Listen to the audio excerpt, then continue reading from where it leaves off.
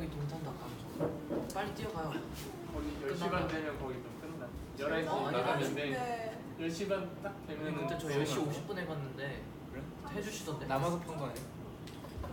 그때 아니면 아니 지금 시켜놔요. 만렙 커피. 지금 시켜놔. 동탄 닭강정.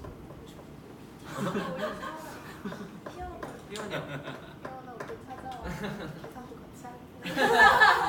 전화로 시켜놨어. 또 계란. 찾아오면 돼. 가는 계산은.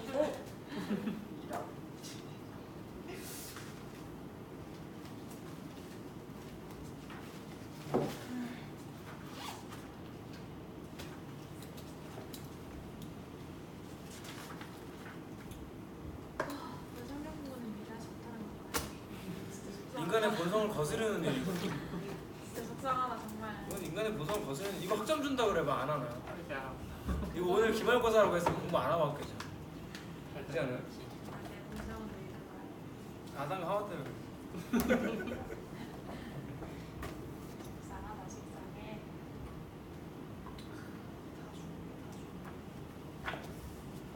자 시작하겠습니다. 기도하겠습니다.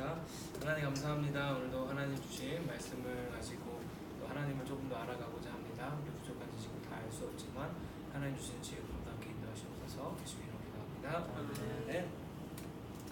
자 이게 보니까 책이 진짜 별로 이만큼밖에 안 나왔더라고요. 깜짝 놀랐어요. 그래서 갈라디아부터 데살로니가 전 후서까지 쭉 가는데 사실 이게 한 권씩 보면 내용도 짧고 제가 요번에 이렇게 오랜만에 신약을 되게 이렇게 통으로 쭉 보면서 이렇게 여러분들이랑 같이 보면서 느낀 게 확실히 복음서보다는 이 서신서가 실제로 그 교회들한테 보낸 편지고 하다 보니까 조금 이해가 훨씬 쉽다는 생각도 들고 그 실질적인 적용점이 좀 많다는 생각도 들고 그래서 우리한테 좀 이렇게 약간 이렇게 공부를 함으로써 더 뭐 지식을 알아간다는 의미도 있지만 그냥 읽는 것만으로도 참 의미가 있다는 생각이 들었어요. 복음서는 좀 더 많이 공부하고 해석이 많이 필요한 부분이 있지만 그에 비해서 이제 서신서들은 그런 느낌이 있었다는 저는 생각이 들었고요. 네, 그냥 읽어보면서 이따 말할 거 말고 그냥 느낀 한 줄평을 먼저 듣고 시작하겠습니다. 오늘은 쓰라부터 지난주 결석했으니까 한 줄평. 한 줄평이요?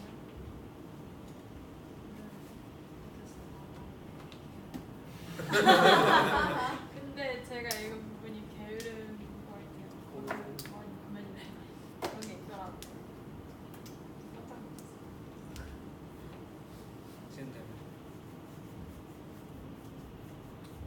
미리 보셔 있는데 진짜 항상 기뻐하고 주하늘 기뻐하고 기뻐해야 되는 영혼이 기뻐 살아 춤춰야 되는데 왜 나는 이렇게 춤춰내고 있었던 것일까? 찬영이. 저는 에베소서를 읽었는데요. 지금 딱 현실 교회에 적용할 수도 있는 그런 내용이다라고 생각했어요. 그치. 에베소서가 교회 얘기도 많이 나와요. 참 저기 성현. 저는 갈라디아서 읽었는데요. 갈라디아서랑 에베소서 읽었는데 먼저 약간 성령의 열매를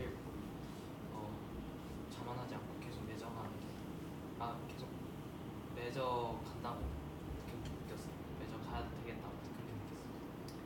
오케이. 좋아요.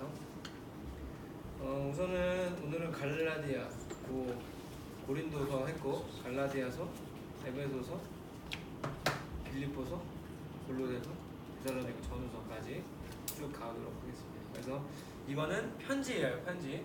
자 그리고 이 책 앞쪽에 여기 지금 212쪽에도 써 있는데 서신서의 배치는 대부분 길이 순서로 왜 대단한 신학적 의미가 있는 것보다는 약간 길이 순서로 돼 있는데 근데 이 책에서는 참 잘 설명을 하고 있어요. 왜 이 위치가 좋은가에 대해서 설명을 하고 있어서 그 부분들을 여러분 읽어보셨는지 모르겠네요. 그래서 여기 그 212쪽 마지막 줄에 보면 대열의 흐름을 찾아볼 수 있습니다. 즉 구원에서 시작하여 공동체 생활을 다루고 그 다음에 종말의 소망을 다루는 것입니다. 라고 써있는데 약간 그 갈라디아서는 느낌 자체가 약간 로마서랑 비슷해요. 그러니까 좀 이렇게 교리적이고 그런 내용이었다면 갈라디아서 이후에 이제 에베소서, 빌립보서 등등 여기는 이제 생활에 관련된 교회 생활 플러스 우리 삶의 생활 플러스 해서 삶에 대한 얘기가 많이 나오고 그 다음 이제 데살로니가 전후서까지 가면 이제 종말까지 예수님 다시 오시는 이야기까지 해서 사실 이 부분만 잘 이해해도 성경을 전체적으로 이게 보는데 아주 큰 도움이 되는 부분이라는 생각이 듭니다. 자, 그래서 213쪽 여기 한 문단 여기 위에 한 문단 다 같이 읽어봤으면 좋겠어요. 여기에 정리가 잘 돼 있습니다. 자, 시작. 갈라디아서는 에베소서보다 분량은 짧지만 이신들에게 구원 원리를 설명하기 때문에 복음적인 유문으로서 앞에 놓인 것이 자연스럽습니다. 에베소서는 구원받는 영혼들이 공동체의 교회 안에 것을 공유합니다.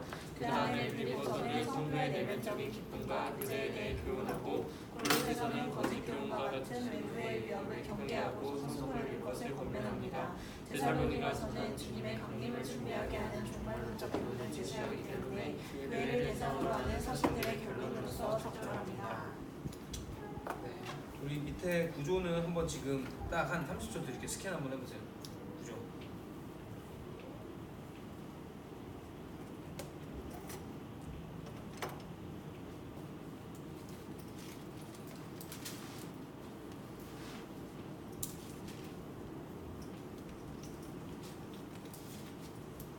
한월이가 1, 2, 3장?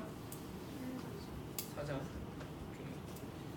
자, 1, 2, 3, 4장까지 갈라디아서는 제가 한번 보겠습니다. 자, 우선 서신서는 공통적으로 앞에 서두는 대부분 인사죠. 편지니까 뭐 누구에게 보냅니다. 이런 내용이 써 있고, 그다음에 갈라디아서 앞쪽의 내용은 이제 핵심이 뭐냐면 6절부터 10절 그 문단 한번 보시면 다른 복음이에요. 다른 복음. 그러니까 뭐냐면 이 교회는 그때나 지금이 똑같은 것 같아요. 그러니까 바울이 전했던 복음이랑 지금 교회 안에서 돌아다니고 있는 그러니까 바울이 전해들은 얘기로 교회 안에서 이런 일들이 전해 들었을 때 바울이 전했던 복음이 아니라 다른 복음들이 돌아다니고 있다는 얘기를 들은 거죠. 근데 그때 내용은 이제 주로 내용이 뭐였냐면 할례에 대한 거. 앞쪽에도 한번 나왔었죠. 로마서에 한번 나왔는데 할례에 대한 거였어요. 그러니까 유대인들은 유대인이라는 징표로 할례를 받는데 이제 이 사람들은 바울이 전해준 복음을 듣고 예수를 믿는 이방인들이 있단 말이죠. 근데 이방인들은 너는 할례 안 받았으니까 예수 믿는 거 아니야 말하는 식으로 이제 교회 안에서 또 비슷한 분쟁이 있었던 거죠. 그래서 그거에 대해서 바울이 또 한번 1장에서 얘기를 합니다. 그리고 이제 1장은 그렇게 넘어가도 될 것 같아요. 그리고 2장으로 가면 이제 베드로랑 바울이 싸워요. 그래서 싸운 게 아니라 싸웠던 이야기를 여기다 써놨어요. 이미 싸웠던 거고 어떤 거냐면 베드로가 그 이방인들이랑 밥을 먹다가 이 유대인 지도자들이 오니까 밥을 먹는 걸 멈춰요. 그러니까 이방인 신자들이랑 밥을 먹다가 유대인들이 오니까 하고 멈춰요. 원래 왜냐하면 유대인은 이방인을 밥을 안 먹게 돼 있었거든요. 그러니까 베드로도 예수님의 이름으로 이제 그러니까 복음을 다 알아요. 이방인들에도 구원이 있고 그들에게도 전해야 되고 한다는 걸 아는데 이 유대교의 틀을 못 벗으니까 먹다가 멈춰버린 거예요. 그래서 바울이 그걸 가지고 되게 놀라요. 너가 한 일 때문에 무슨 일이 생기는지 말아봐. 그래서 그러면서 이제 여기서 무슨 얘기를 하냐면 2장에서 우리는 오직 믿음, 우리 행위가 아니라 오직 우리의 믿음으로만 우리는 의롭다 하심을 받은 거다. 할래냐 무할래냐 의미가 없다는 내용이 이제 이 2장에 나오고요. 여기서 우리가 잘 아는 구절이 2장 20절에 나와요. 너무 잘 아는 2장 20절. 이건 한번 읽어봅시다. 갈라디아서 2장 20절. 자, 시작. 내가 그리스도와 함께 십자가에 못 박혔나니 그런즉 이제는 내가 사는 것이 아니요 오직 내 안에 그리스도께서 사시는 것이라. 이제 내가 육체 가운데 사는 것은 나를 사랑하사 나를 위하여 자기 자신을 버리신 하나님의 아들을 믿으면서 사는 것이다. 자, 우리가 이 말씀을 하는데 이 말씀을 왜 했는지는 몰랐죠. 이런 게 중요한 거예요. 그러니까 베드로가 이방인들이랑 밥을 먹다가 식사를 멈춘 사건 때문에 바울이 이제 이신칭이, 그러니까 우리는 믿음으로만 의롭다 하심을 받았다는 거를 강조하는 내용 끝에 지금 우리가 번호게임 부르면서 맨날 그 들었던 말씀이 있는 거죠. 그러니까 왜 이 말을 했는지 알겠죠 이제는. 우리는 할례 때문에 구원받은 게 아니야. 우리는 율법 때문에 구원받은 게 아니야. 우리는 율법에는 죽었어라고 19절에 말하고요. 율법에 대해서는 죽었어. 근데 하나님에 대해 살았고 우리는 이제는 내 안에 계신 그리스도가 사시는 거야 라고 이제 말하는 부분입니다. 그래서 율법과 복음의 관계에 대해서 여기서 한 번 더 다뤄지고 있고요. 그래서 생각보다 되게 익숙한 이 사건 자체는 익숙하지 않으실 수 있는데 읽어보면 내용 자체는 되게 익숙한 내용이에요. 갈라디아서 1, 2장은. 자, 그래서 3, 4장 가보면 3장부터는 뭐가 나오냐면 그 계속해서 3장에서도 율법과 믿음의 관계에 대해서 얘기를 합니다. 여기서도 마찬가지로 바울은 우리는 율법으로서가 아니라 믿음으로 의롭다 하심을 받았다라고 끊임없이 강조를 하고요. 우리는 하나님 아들이고 자유자의 자녀라고 역설합니다라고 교재에는 써 있습니다.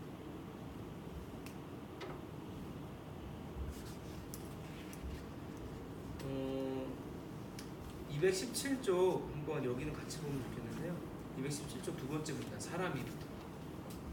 자, 시작. 사람이 다 율법을 행하지 못함으로 율법의 저주 아니지만 예수님이 십자가에서 율법의 저주를 다 감당하셨습니다. 그러므로 이방인이라도 그를 믿으면 율법의 저주에서 벗어나 아브라함의 복과 성령의 약속을 받습니다. 그래서 율법에 우리는 저주 아래 있지만 십자가에서 예수님 율법을 다 감당하셨습니다. 그래서 우리는 아브라함의 복과 성령의 약속을 받습니다. 왜 아브라함의 복이라고 굳이 표현했을까요? 왜?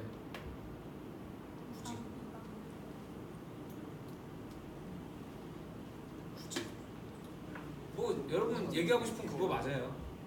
그러니까 지금 이 앞장의 내용 자체가 유대인과 이방인에 대한 내용이었고 유대인들이 받는 복을 자기들이 표현할 때는 아브라함의 복이라고 표현을 하니까 그래서 의도적으로 이렇게 표현한 거예요. 다른 내용으로 쓸 수 있겠지만 의도적으로 이 앞에서 아브라함 얘기하고 여기서 이렇게 접근했다고 저는 봅니다. 근데 진짜 중요한 게 여기에요. 217조 그 다음 문단 하나님의 아들이라고 썼는데 여기가 진짜 중요한데 자 이게 왜 중요하냐면 저희가 저번에도 얼핏 말씀드렸는데 교회를 오래 다니고 웬만큼 신앙이 좋은 사람들도 율법에 대해서 오해를 많이 해요. 근데 오해가 여기서 잘 풀릴 거예요. 읽어보면 자 아브라함 때부터 읽어볼게요. 시작. 아브라함 때부터 430년 후 하나님이 이스라엘 백성에게 율법을 주셨지만 그렇다고 아브라함과 세우신 약속이 폐기된 것은 아닙니다. 율법은 약속이 자신이 오시기 전까지 이루어 주신 것으로서 죄에 대해 경각심을 갖도록 하고 종적으로 그리스도께로 인도하는 역할을 합니다. 그 예수 그리스도가 오신 후로는 더 이상 율법에 얽매이지 않고 누구든지 그를 믿으면 하나님의 아들이 되게 하셨습니다. 그러므로 유대인이나 이방인이나 차별이 없으며 이방인도 그리스도 예수 안에서 하나님의 아들의 명분을 얻고 약속하신 율법을 상속받게 되었습니다. 네, 무슨 얘기인지 아시겠죠? 그러니까 예수님이 오심으로써 율법에 우리는 더 이상 얽매이지 않지만 예수님도 복음서에서도 말씀하셨지만 율법 자체가 나쁘다거나 없애버려야 된다거나 하신 적이 없어요. 그래서 약속이 폐기된 것이 아니라 죄에 대해서 경각심을 갖게 하고 그리스도께로 인도하는 역할을 한다는 거예요. 그 십계명은 여전히 우리한테 그 계명이 되나요? 안 되나요? 십계명이 뭐냐면 우리 목사님이 자주 얘기했어요. 613개 6이 더하기 1 더하기 3은 10이에요. 십계명. 그래서 613개 율법을 10개로 정리를 한 건데 거기는 하나님에 대한 것과 또 사람 간에 관한 것이 있어요. 그러니까 십계명에 있는 내용을 보면 지켜도 나쁠 게 하나도 없어요. 근데 다만 지키기 너무 어려울 뿐이죠. 그래서 우리한테는 이제 하나님의 은혜로 의롭다 하심을 받을 수밖에 없었던 상황입니다. 그런 겁니다. 그래서 율법이랑 이 복음의 관계에 대해서도 여러분이 좀 오해하지 않으셨으면 좋겠고요. 그럼에도 불구하고 아마 우리는 굉장히 이게 나랑 무슨 상관이 있어? 난 율법 그런 거 알지도 못하는데 라고 생각할 수도 있어요. 근데 이 율법을 조금 더 우리 삶에 좀 가까이 가져오면 이런 거예요. 뭔가 나의 행위로 뭔가 하나님으로부터 얻어냈다고 생각하는 모든 게 율법이 되는 거예요. 그러니까 하나님의 은혜와 율법이 약간 반대 개념이라고 생각을 해보면 좀 편해져요. 예를 들면 내가 교회에서 요만큼 봉사를 했기 때문에 나는 하나님과 요만큼 더 가까워져. 그리고 막 이런 거 있잖아. 막 기도를 했는데 같은 병을 놓고 같은 기도를 했어요. 근데 누구는 병이 낫고 누구는 병이 안 나. 그러면 막 이런 거 있죠. 기도가 예를 들어서 100점까지 차야 되는데 80점까지 안 차도 안 낫는 거다. 막 기도를 더 해봐라. 이런 게 율법인 거예요. 이게 율법적으로 성경을 잘못 읽고 있는 거예요. 그러니까 우리가 기도를 100% 채우면 하나님 응답하고 80%만 채우면 하나님 응답 안 하고 막 이런 건 아니에요. 그죠? 근데 실제로 이렇게 생각이 들 때가 우리도 있을걸요? 한번 잘 생각해봐요. 그게 율법이에요. 거기서부터 자유하라는 거예요. 거기서부터. 그러니까 그냥 율법 하면은 구약은 내가 잘 모르는 얘기가 아니라 우리가 다 알고 있고 겪고 있는 얘기예요. 그러니까 언제나 이 지점을 잘 선택을 해야 돼요. 율법이 필요 없는 건 아니지만 그렇다고 우리가 율법적으로 살아야 되는 건 아니에요. 그러니까 반대로 율법적으로 살면서 하나님의 공로를 나의 공로로 돌리는 건 아닌가도 생각을 해봐야 돼요. 그러니까 내가 이걸 함으로써 하나님이 기뻐하겠지. 그러니까 마치 내가 하면 하나님은 반드시 기뻐해야 되는 존재로 하나님을 내 종으로 만드는 이런 일들이 있어요. 내가 이렇게까지 했는데 하나님 이렇게까지 할 거예요? 이런 거 있잖아요. 그러니까 이게 율법이라고요. 그러니까 우리는 언제나 이 율법과 복음의 경계에서 잘 갈 수 있기를 바랍니다. 자, 그리고 4장 넘어가면 4장은 정말 막 이렇게 크게 중요한 내용은 제가 볼 때는 일단 없습니다. 근데 4장에서도 마찬가지로 이제 그 표현만 좀 정리를 해보면 종노릇이라는 표현이 자주 나와요. 21절부터 보면 종노릇이라는 표현이 나오고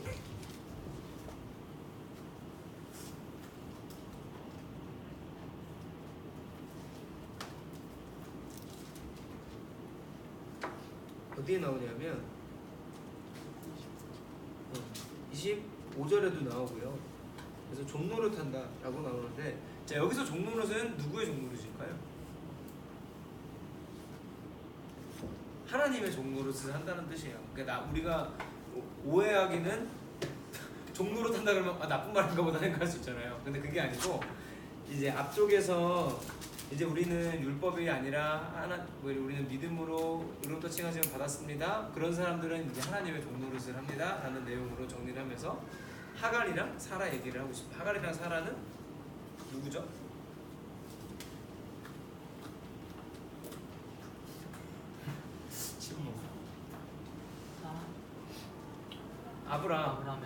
아브라함의 첩이랑 그러니까 아브라함의 원래 아는 사라고요. 본처. 그다음에 첩이 이제 하갈이죠. 하갈은 이스마엘의 엄마고 사라는 이삭의 엄마. 그래서 그 얘기가 나와요. 그래서 왜 그 얘기를 하냐면 봐봐요. 하나님이 분명히 약속했어요. 아브라함한테 네가 본토 친척 아비의 집을 떠나면 내가 네 자손들을 별처럼 많게 해줄게. 얘기했는데 아브라함이 못 기다려. 그리고 사라도 나는 안 돼요.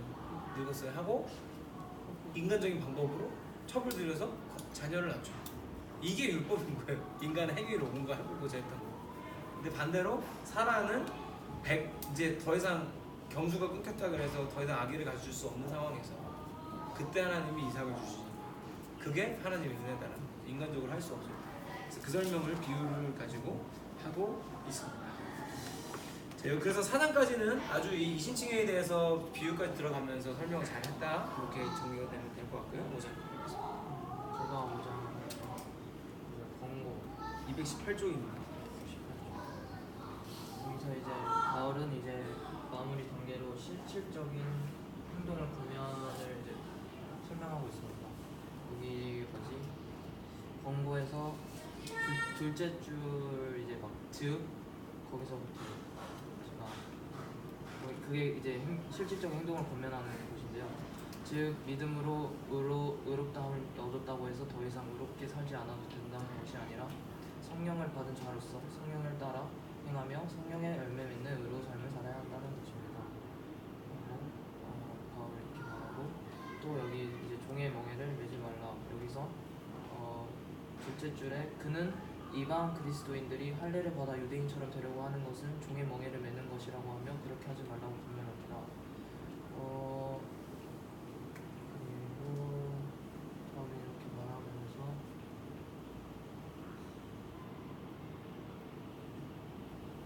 여기 이제 13절에 이렇게 바울이 이렇게 말하고 5장 13절에 형제들아 너희가 자유를 위하여 부르심을 입었으나 그러나 그 자유로 육체의 기회를 삼지 말고 오직 사랑으로 서로 종로를 하라. 또 나오죠 정말. 온 율법은 내 이웃 사랑하기를 내 몸 같이 하라 하신 한 말씀이 이런. 그리고 이제 여기서 자기의 몸을 그러니까 육신을 욕심으로 채우지 말라 하고 하나님의 사랑으로 채우라고 하시고 여기서 또 나와요. 여기 13 자유자의 삶이라고 이렇게 나오고 그러면서 계속 이렇게 설명하고 그 다음에 사랑의 종로릇을 하는 삶의 표본을 이렇게 보여줍니다. 이게 5장 25절인데 이렇게 하면서 서로 화나게 하거나 다투지 말고 서로 돌아보고 짐을 나누고 스스로의 책임을 다할 것이며 최선을 다해 이웃에게 선을 행하고 살아야 합니다. 그리고 이제 바울이 6장에서 마무리 단계를 하는데 이제 여기서 바울이 말하는 것은 육체의 자랑을 일삼는 것이 아니라 바울은 오직 예수 그리스도의 십자가만을 자랑하고 또 그는 할례의 흔적을 자랑하는 것이 아니라 예수 그리스도의 흔적 즉 주를 위해 고난 당하여 몸의 상처를 받은 것을 자랑합니다. 네, 이 갈라디아서를 마무리하면서 그러니까 이 뭐랄까 이 믿음과 행위의 관계가 이번에 이 갈라디아서 공부하면서 좀 잘 정리되셨으면 좋겠어요. 그러니까 대부분 또 여기 공부한 청년들은 잘하고 있는 사람들이지만 그럼에도 불구하고 우리는 늘 고민하고 생각하지 않으면 가만히 있으면 우리는 무조건 퇴보하기 때문에 우리의 믿음. 그래서 잘 생각을 좀 해봤으면 좋겠어요. 그러니까 행위라는 것 자체가 의미가 없다는 건 아니에요. 근데 우리가 의롭다 하심을 받는데 뭔가 도움이 되는 건 또 아니에요. 의롭다 하심을 받았기 때문에 성령의 열매를 맺어야 한다는 게 이제 갈라디아서 5장의 핵심적인 내용이고 6장에서는 이게 참 아이러니한 것 같아요. 이 책에서 이렇게 정리했는데 할례의 흔적이 아니라 예수 그리스도의 흔적을 자랑해야 돼요. 그래서 예수를 자랑하는데 고난받은 걸 자랑하라고 이제 말하고 있어요. 이게 참 어떻게 보면 크리스천만의 참 웃긴 표현인 것 같아요. 남들은 원래 잘한 거 자랑하고 그래야 되는데 그러니까 제가 옛날에 아마 그 이야기는 슬라만 들은 것 같아. 진짜 옛날인 것 같은데 초등부에서 했는지 중고등부에서 정년부에서 기억이 안 나는데 그 제가 카페에서 공부하고 있는데 교회에서 반주를 열심히 하는 여자인가 봐요.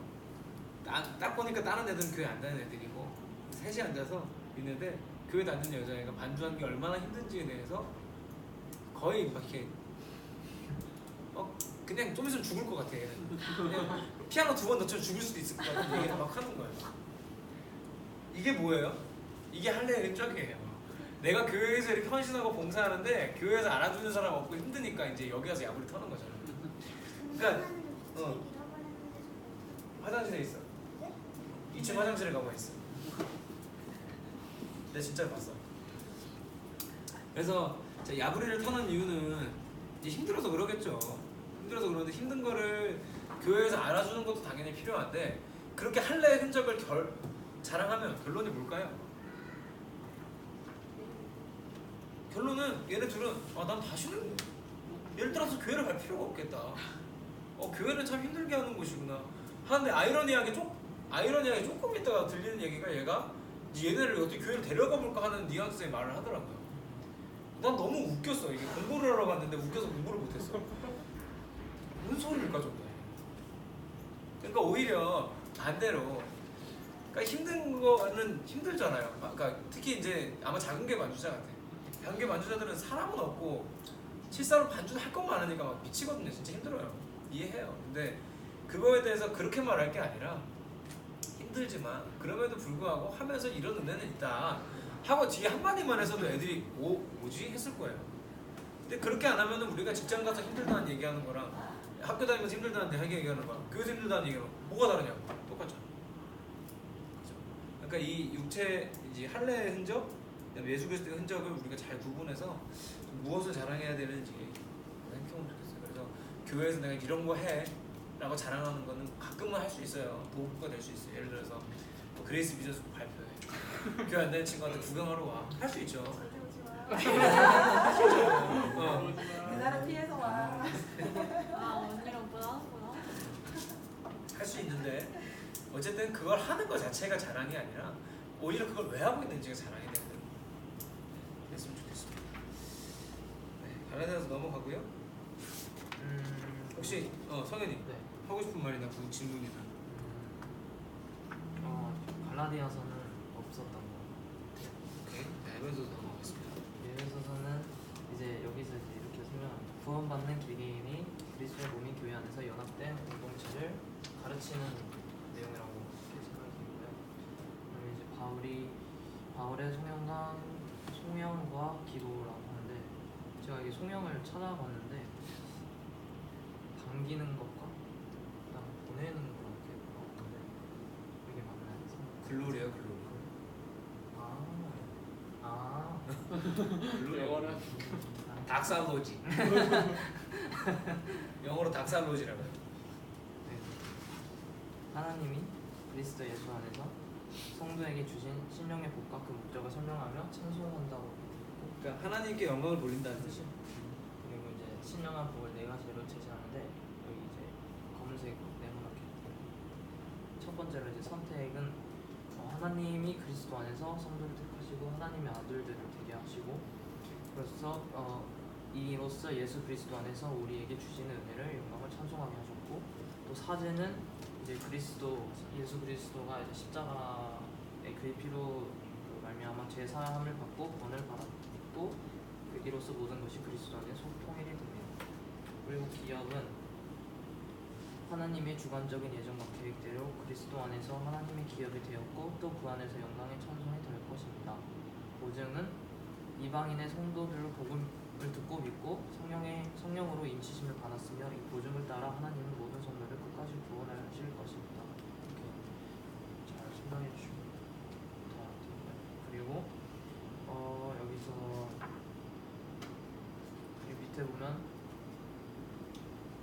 여기 220조 밑에 맨 마지막 그의 기도는 성도들이 하나님을 알고 아울러 그의 부르심의 소망과 기업의 영광의 풍성함과 그리고 그것을 이루시는 능력의 위대함을 아는 것입니다. 그 다음에 에베소서 1장 20절에서 23절 보시면 하나님의 능력이 그리스도 안에서 어떻게 역사했는지를 이렇게 설명하는데 거기 밑에 바로 밑에 하나님이 그리스도를 죽은 자 가운데서 살리시고 그를 만물의 통치자로 교회의 머리가 되게 하셨습니다. 이게 이제 하나님의 능력이 그리스도 안에서 어떻게 역사했는지 설명을 이렇게 해줬고요. 그리고 여기 이제 밑에 바로 보시면 예배소서 2장 1절부터 10절 여기서 이제 성도를 살리심이라고 설명이 되어 있고 그리스도를 살리시고 높이신 하나님의 능력이 성도들에게 역사했습니다. 즉 하나님은 허물로 죽은 죄인들을 그리스도와 함께 살리시고 또 그와 함께 하늘에 앉히셨습니다. 그러므로 구원은 우리의 행위에서 난 것이 아니고 전적으로 하나님의 은혜입니다라고 하고 제가 이제 성령 말씀 이제 8절을 처음에 8절을 같이 읽어봅시다. 2장 8절에 너희가 그 은혜에 의하여 믿음으로 말미암아 구원을 받았으니 이것은 너희에게서 난 것이 아니요 하나님의 선물이라. 이제 하나님 성도를 살리시고 이제 여기서 이제 공동체를 이루십니다. 그리고 하나님의 능력은 개인의 구원에서 그치는 것이 아니라 구원 받는 성도들이 연합하게 하신 역사를 이루십니다. 특히 이방인들의 약속이 언약에서 소외되었고 할례를 안 받아서 무시받았지만 예수 그리스도 안에서 성도들과 동일한 시민 곧 하나님의 가족이 되고 그리고 주 안에서 성전이 되어서 예수 안에서 함께 지어져 이제 함께 그 길을 만들어 갑니다. 이 모든 것은 이방인들도 성령 안에서 하나님의 거하신 처소가 되기 위해서 이렇게 우리는 모든 동일한 시민 그리고 모두 동일한 성도가 된다는 것을 여기서 성도의 공동체를 이룰 수 있다는 것을 설명해 주십니다. 네, 우선 그 교회를 이제 유기체, 그러니까 사람의 몸에 비유해서 제일 많이 말하는 곳이 에베소서고요. 교회 공동체에 대해서 좀 궁금한 게 있다. 에베소서를 읽으면 돼요. 그러니까 공동체 만들어지는 이야기 그런 내용들이 나오는 게 이제 에베소서고, 2장에서는 8절 읽었고 2장 22절을 한번 읽어봤으면 좋겠어요. 22절. 2장 22절. 자, 읽어보겠습니다. 시작. 너희도 성령 안에서 하나님이 거하실 처소가 되기 위하여 그리스도 예수 안에서 함께 지어져 갑니다. 자, 여기서도 보이지만 우리는 지어져 가요. 성령 안에서 지어져 가는데 포인트 뭐냐면 함께 지어져. 그러니까 성경에 나오는 교회는 제가 말씀드렸지만 단 한 번도 건물이었던 적도 없고 장소였던 적도 없지만 개인인 것도 거의 없습니다. 처소로 우리에게 지음을 받고 있지만 거기서 끝이 아니라 우리는 함께 지음을 받고 있다는 내용이 나오고, 그러면서 아까 이제 읽었던 내용, 그다음에 앞장의 내용 중에서도 예수 그리스도가 머리가 되시고 우리는 몸이 되는 하는 게 바로 교회라는 거죠. 그러니까 이 교회라는 곳은 예수님이 머리가 돼서 예수님이 원하시는 일을 몸이 하는 곳이 되겠죠. 정리해 보면. 근데 여기 에베소서에서 잘 말하고 있는 게 바로 공동체예요. 공동체. 혼자 불려가고 혼자서 하는 게 아니라 같이 하는 거, 같이. 그래서 이 공동체라는 개념을 제가 얼핏 몇 번 말씀드렸던 것 같긴 한데, 저는 이게 굉장히 우리가 전해야 될 중요한 메시지 중 하나라는 생각해요. 공동체. 되게 세상은 여러분은 어떻게 느끼는지 모르겠지만 저는 좀 그런 습관이 생긴 것 같아요. 요즘에 이제 공부하고 논문 쓰고 하면서 이제 제가 쓴 논문 내용이 그거예요. 에베소서 말씀으로 쓰고 있어요. 그러니까 에베소서 말씀 핵심이에요. 그러니까 2장 14절. 그래서 이게 제가 한 핵심인데, 육체로 담을 하셨다는 건데 이방인과 우리 그러니까 예수 믿는 사람들 사이에 담을 하셨다고 바울은 표현해요. 그러니까 우리가 이 세상 앞에 전해야 될 내용 중에 중요한 것 중에 하나가 뭐냐면, 세상과 일단 담을 허물었다는 건 뭐냐면 우리는 세상이랑 이제 구분이 없다는 거예요. 구분이 없는데 그 안에서 우리가 제일 구분되는 특징이 뭐냐 하면, 그럼에도 불구하고 세상과 다른 점이 뭐냐 하면 여러 가지 있지만 저는 그럼에도 불구하고 공동체인 것 같아요. 날이 갈수록 여러분도 한번 봐봐요. 제가 요즘에 이 논문 쓰려니까 그런 눈으로 세상을 보거든요. 보면 세상은 점점 더 개인화돼요. 점점 더. 그래서 뭐 혼족 뭐 이런 말부터 해서 혼영, 뭐 홍코노 알아요? 홍코노? 코인너를 혼자 코인노를 막 홍코노, 뭐또 혼밥, 뭐 혼술, 뭐 말할 것도 없죠.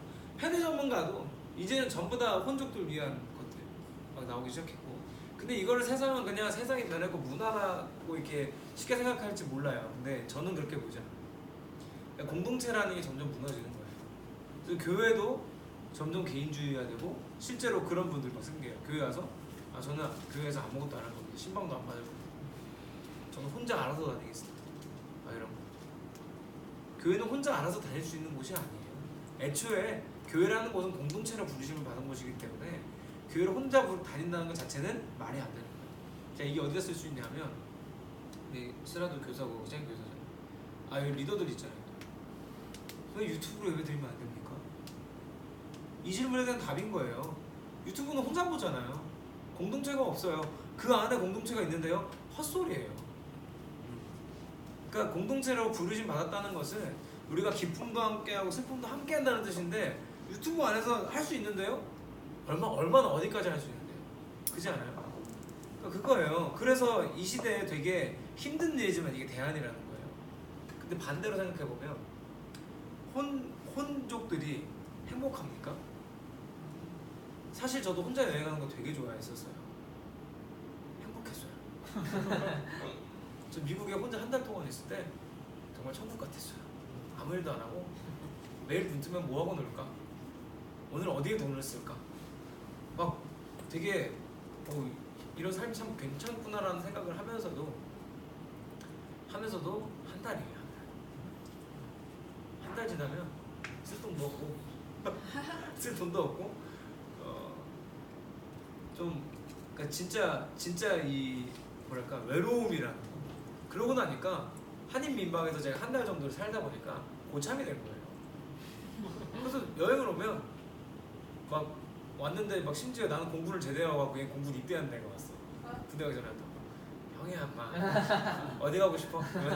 그러면 어디 가고 싶어? 그러면 어디 가고 싶대. 거기 가지 말고 이렇게 그냥 버스 다 짜주고 막 이러면서 제가 그때 알았어요. 내가 혼자 있는 게 좋다고 해서 혼자 여행을 왔는데 여기서 한국인들 만나면 이렇게 기뻐하는 나를 보면서 야 이게 인간이라는 게 우리 마음대로 그렇게 뜻대로 되는 게 아니구나라는 걸 깨달았어요. 결국에는 세상에 혼종 뭐 어쩌고 저쩌고 해도 공동체를 필요로 해요. 사람은 사람을 필요로 한다고요. 저는 이게 되게 오늘날 우리에게 주신 중요한 복음 중에 하나라 생각해요. 공동체로 부르는 것 같다는. 그래서 이 동네에 있는 청년들이 뭐 혼자 사는 사람이 얼마나 되는지 모르겠어요. 근데 그 사람들한테 저는 되게 좋은 복음이라고 생각해요. 여러분이 혼자 살면서 그렇게 외로운 게 당연한 겁니다. 사람은 우리 공동체로 부르신 바기 때문에요. 할 수 있는 것 자체가 저는 굉장한 것 같아요. 그래서 에베소서에서 우리 교회에 대한 내용을 다루고 있다는 거를 짚고 3장 넘어가겠습니다. 네, 제가 3장에서 5장, 6장까지 맡았는데요. 3장 내용은 이방인들도 그리스도의 예수 안에서 유대인과 동등한 상속자가 되게 하신다는 하나님의 놀라운 경륜을 제시로 받고 여기서 경륜을 찾아봤는데 온 우주에 대한 하나님의 계획과 경영이라고 하고요. 그 사명에 대한 긍지와 확신을 표현하면서 중에 있는 자신의 처지 때문에 성도들에게 낙심하지 않도록 권고하는 내용입니다. 제가 여기서 빼먹었는데 에베소서는 옥중서신, 그래서 감옥에서 쓴 내용. 그리고 4장의 핵심 내용은 교회 안에서 하나됨을 얘기하고자 하는데 7절에서 16절까지 말씀이 각각의 성도들이 다양한 은사를 받았으나 서로 조화를 이루며 여기서도 공동체를 강조하고 그리스도의 한 몸을 이루라고 합니다.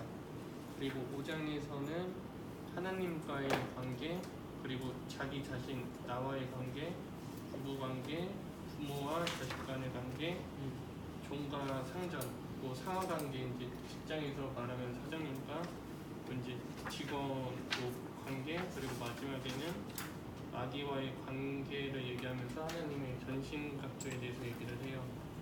그래서 저는 성경 말씀으로 보면은 3장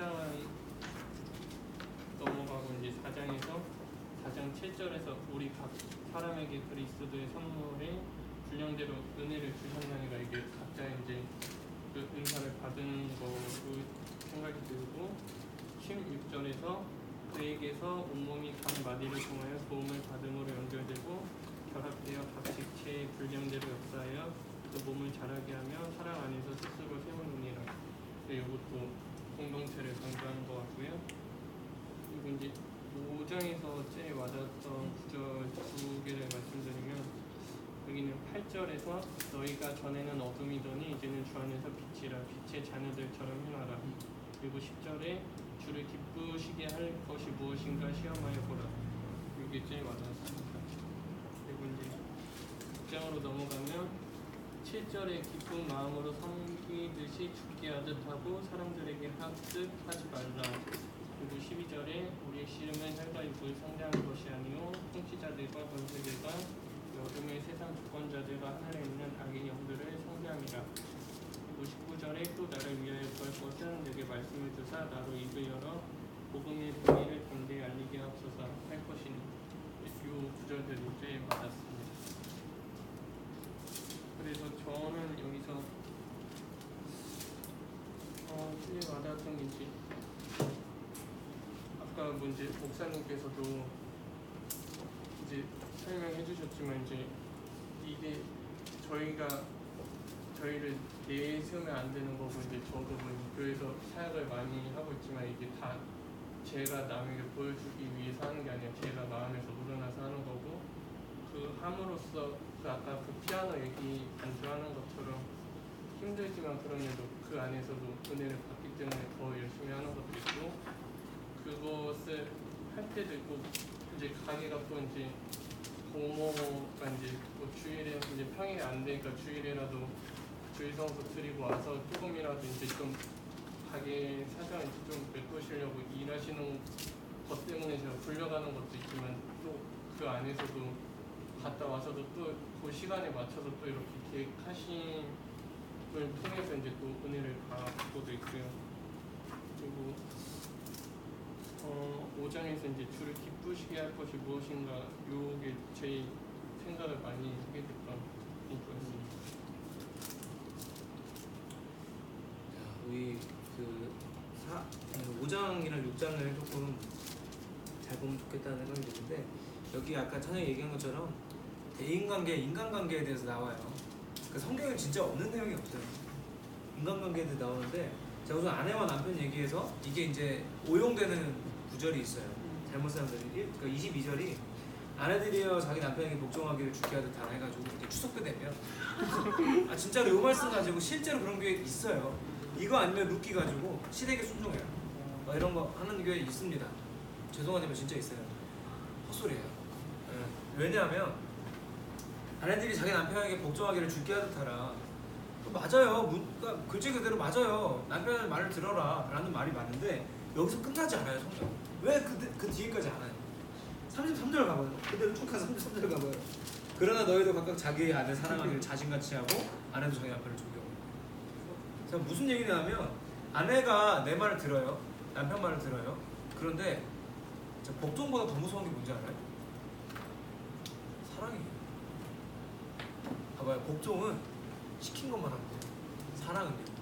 안 시킨 것도 해야 돼요.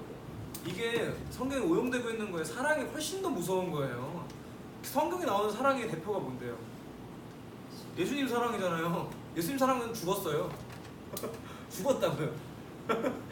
그러니까 이 아내와 남편의 관계에 대해서 성경은 남성 중심적으로 뭐 서술했다 뭐 이렇게 보는 사람들도 많이 있고 그리고 성경 자체가 남성 중심적인 것도 맞긴 맞아요. 시대상을 담고 있기 때문에. 근데 그럼에도 불구하고 성경은 분명하게 말하는 거예요. 남편은 아내를 사랑해야 되고 아내가 남편을 복종해야 된다면 복종보다 사랑이 더 무서운 거예요. 성경에 나오는 사랑의 개념이라면 훨씬 더 무서운 거죠. 그러니까 야, 너 성경에 못 봤어? 아내 남편한테 복종하려잖아. 내 말 들어. 는 맥히지 않는 거예요. 왜냐하면 사랑하라는 말을 어기잖아요. 그러니까 이 아내와 남편의 관계에 대해서 성경은 굉장히 상식적으로 말하고 있는 거예요. 그러니까 남편은 아내를 사랑하고 아내는 남편에게 복종해라. 이게 너무나 상식적인 거죠. 그죠? 그래서 여러분 잘 참고하시고 성경을 보면서 준비해 두시면 준비된 사람이 좋은 사람 만날 수 있습니다. 진짜 결혼에 대해서 궁금하시면 부부간에 궁금하시면 에베소서 5장을 한번 읽어보시는 걸 추천드리고요. 그다음에 6장에 가보면 자녀와 부모의 얘기가 나와요. 이제 이것도 참 슬픈 게 뭐냐면 이것도 너무 오용이 돼요. 그러니까 성경이 오용되는 특징이 뭐냐면 부분적으로만 사용해요. 진짜 나쁜 거예요. 여러분도 부분적으로 사용하는 거 좀 당하는 느낌이 들면 앞뒤를 읽어보세요. 여러분도 이길 수 있어요. 자 봐봐요. 자녀들아 주 안에서 너희 부모에게 순종하라. 이것이 옳으니라. 엄마 아빠들이 이 말만 쓴다고요. 자 근데 웃긴 건 뭐냐면 4절 가봐요. 또 아비들아 너희 자녀들을 노엽게 하지 말고 오직 주의 교훈과 훈계를 양육하라. 주의 교훈이에요. 아빠의 교훈은 엄마의 교훈이 아니라 주의 교훈을 훈계하라 그랬고요. 그 앞에 뭐라고요? 자녀들을 열받게 하지 말라죠. 아니 왜 이 말은 안 해냐고요? 그죠? 그러니까 너무 상식적인 거예요. 부모 자녀의 관계는 부모는 자녀를 훈계해야 돼. 성경의 방법대로 하고 자녀는 부모에게 순종하되 단 부모는 자녀를 노엽게 하면 안 되는 거예요. 이게 성경적인 가정의 모습인 거죠. 근데 이제 이 모습대로 가지 않는 게 우리의 모습인 거예요. 무너지는 가정. 이게 쉽나요? 부모가 자녀를 노엽게 하지 않아요. 얼마나 노엽게 하는 거고 반대. 여러분 한올이나 성현이는 아마 뭐 30대 되면 이게 뭐 슬아 언니 나이 좀 되면 그런 일 없겠지 생각할 수도 있어. 요 정도 나이 되면 그런 일 없겠지. 할 수 있는데 장담하는데 장담을 하는데 여기 있는 사람 중에 부모님이랑 그냥 아무런 문제 없는 사람 아무도 없을 거야. 다 웃잖아. 장담하는데 아무도 없어요. 여러분 죽을 때까지 부모님이랑 관계는 어려울 거예요. 전 10대 때도 10대 때도 아시겠죠. 그래, 그게 바로 세상에 속이는 목소리예요. 그때 좀 괜찮아지겠지? 다 거짓말이에요. 또 다른 문제거든요. 또 다른 문제거든요. 때리고 있어요. 그래서 자 부모님이 노엽게 한다면 이 말씀을 보여주세요. 엄마 에베소서 6.4절입니다. 복붙해서 카톡으로 보낸 겁니다. 그러니까 여러분 이제 이 두 가지 사례를 보시면 알겠지만 성경에 나오는 사례나 복음과 율법의 관계도 마찬가지고 굉장히 생각보다 우리 상식선에 있어요. 저거를 정답이. 그다음에 또 오용되는 게 있어요. 에베소서에서 많이 오용되는 거. 종과 상전. 그래서 사장님들이 쓰는 말씀. 7절을 읽어보면 기쁜 마음으로 섬기기를 죽게 하듯 하고 사람들에게 하듯 하지 마. 너 교회 다닌다며 성경 안 봐? 에베소서 6장 7절 읽어봐. 야, 너 나한테 순종해. 와 진짜 나쁜 사람들이에요. 자 그런데 어떻게 하라고요? 자 앞뒤를 다 읽어보라고요. 앞뒤를 다 읽어봐요. 자 답이 어디 있냐면 봐봐요. 9절 상전들아 너희도 그들에게 이와 같이 하고 똑같이 해야 되잖아요. 그러니까 상전이라고 막 하면 안 된다는 말이에요. 지금 위협을 그치라. 협박하지 말래요. 이는 그들과 너희 상전이 하늘에 계시고 너희의 상전도 하나님이고 그들의 상전도 하나님이야. 그에게는 사람을 외모로 취한 일이 없는 줄 너희가 알고. 여기서 나오는 외모는 페이스가 아닙니다. 페이스가 아니고 스펙이에요. 그러니까 하나님은 스펙을 안 봐. 그러니까 상전들아 너 네 부하 직원이랑 막 하면 안 돼 라고 성경은 말하고 있는 거야. 부하 직원들한테 막 하지 맙시다. 부하 직원 있는 사람이 몇 명 없지만 어쨌든 간에 죽게 하듯 하는 거는 죽게 하듯 하는 거는 자 죽게 하듯 하는 거는 사장님만 당하는 게 아니라 사장님도 그렇게 해야 된다는 거예요. 근데 얼마나 이 성경의 이야기들을 하면서 임금체불하는 분들이 많은지는 전 속상하게 생각합니다. 자 그다음에 아까 사내가 얘기했던 12절만 보고 좀 마무리할게요. 우리의 씨름은 혈과 육을 상대하는 것이 아니요 통치자들과 권세자들과 이 어둠의 세상 주관자들과 하늘에 있는 악의 영들을 상대합니다. 한번 물어봅시다. 여러분 귀신이 있나요? 있어요. 성경에 엄청나게 나옵니다. 귀신이 있습니다. 저는 또 많이 봤습니다. 어릴 때부터 너무 어릴 때부터 초등학교 2학년, 1학년 때부터 기도 하도 다녀가지고 귀신 들린 사람도 많이 보고 이번에 광안기도원 가서 또 만나봤잖아요. 도민준 귀신이 한다고. 자기가 도민준이라고. 자기가 김수현이라고 여잔데. 그렇구나. 와 그러시군요. 열심히 하세요. 보고 왔어요. 네. 이 영적인 세계가 얼마나 무섭냐면 사람들은 ADHD부터 해서 특히 요즘에 초등학교에 진짜 도라이 같아요. 진짜 많대요. 왜냐면 엄마 아빠가 30대잖아요. 우리 그 주변에 있는 도라이들 있죠. 나이 많으신 분들 주변에 있는 도라이들 있잖아요. 그거 우리보다 조금 나이 많은 도라이들이 자녀를 낳아서 키운다고 생각해봐요. 그 자녀들이 학교를 다니니까 이렇게 되는 거예요. 근데 사람들은 그게 영적인 문제인지 아무도 모르는 거예요. 왜냐하면 사모님이 저희 엄마가 이제 학교 선생님이잖아요. 우리 교회에서 유년부나 초등부에서 아이들이 앉아서 예배를 드리고 있는 건 기적이야. 왜냐하면 학교에서는 절대 그렇게 안 하니까. 요즘은 선생님 앞에서 얘가 쌍욕을 해도 선생님 처벌할 방법이 없대요. 안타깝죠? 선생님이 엎드려 뻗쳐 그러면 법적인 처벌을 받아요. 그게 무슨 학교인지 싶은데. 그러니까 무슨 얘기를 드리고 싶냐면 사람들은 아이들이 문제가 생기는 게 교육이 변해서 그렇다, 정책이 바뀌어서 그렇다. 다 영적인 문제예요.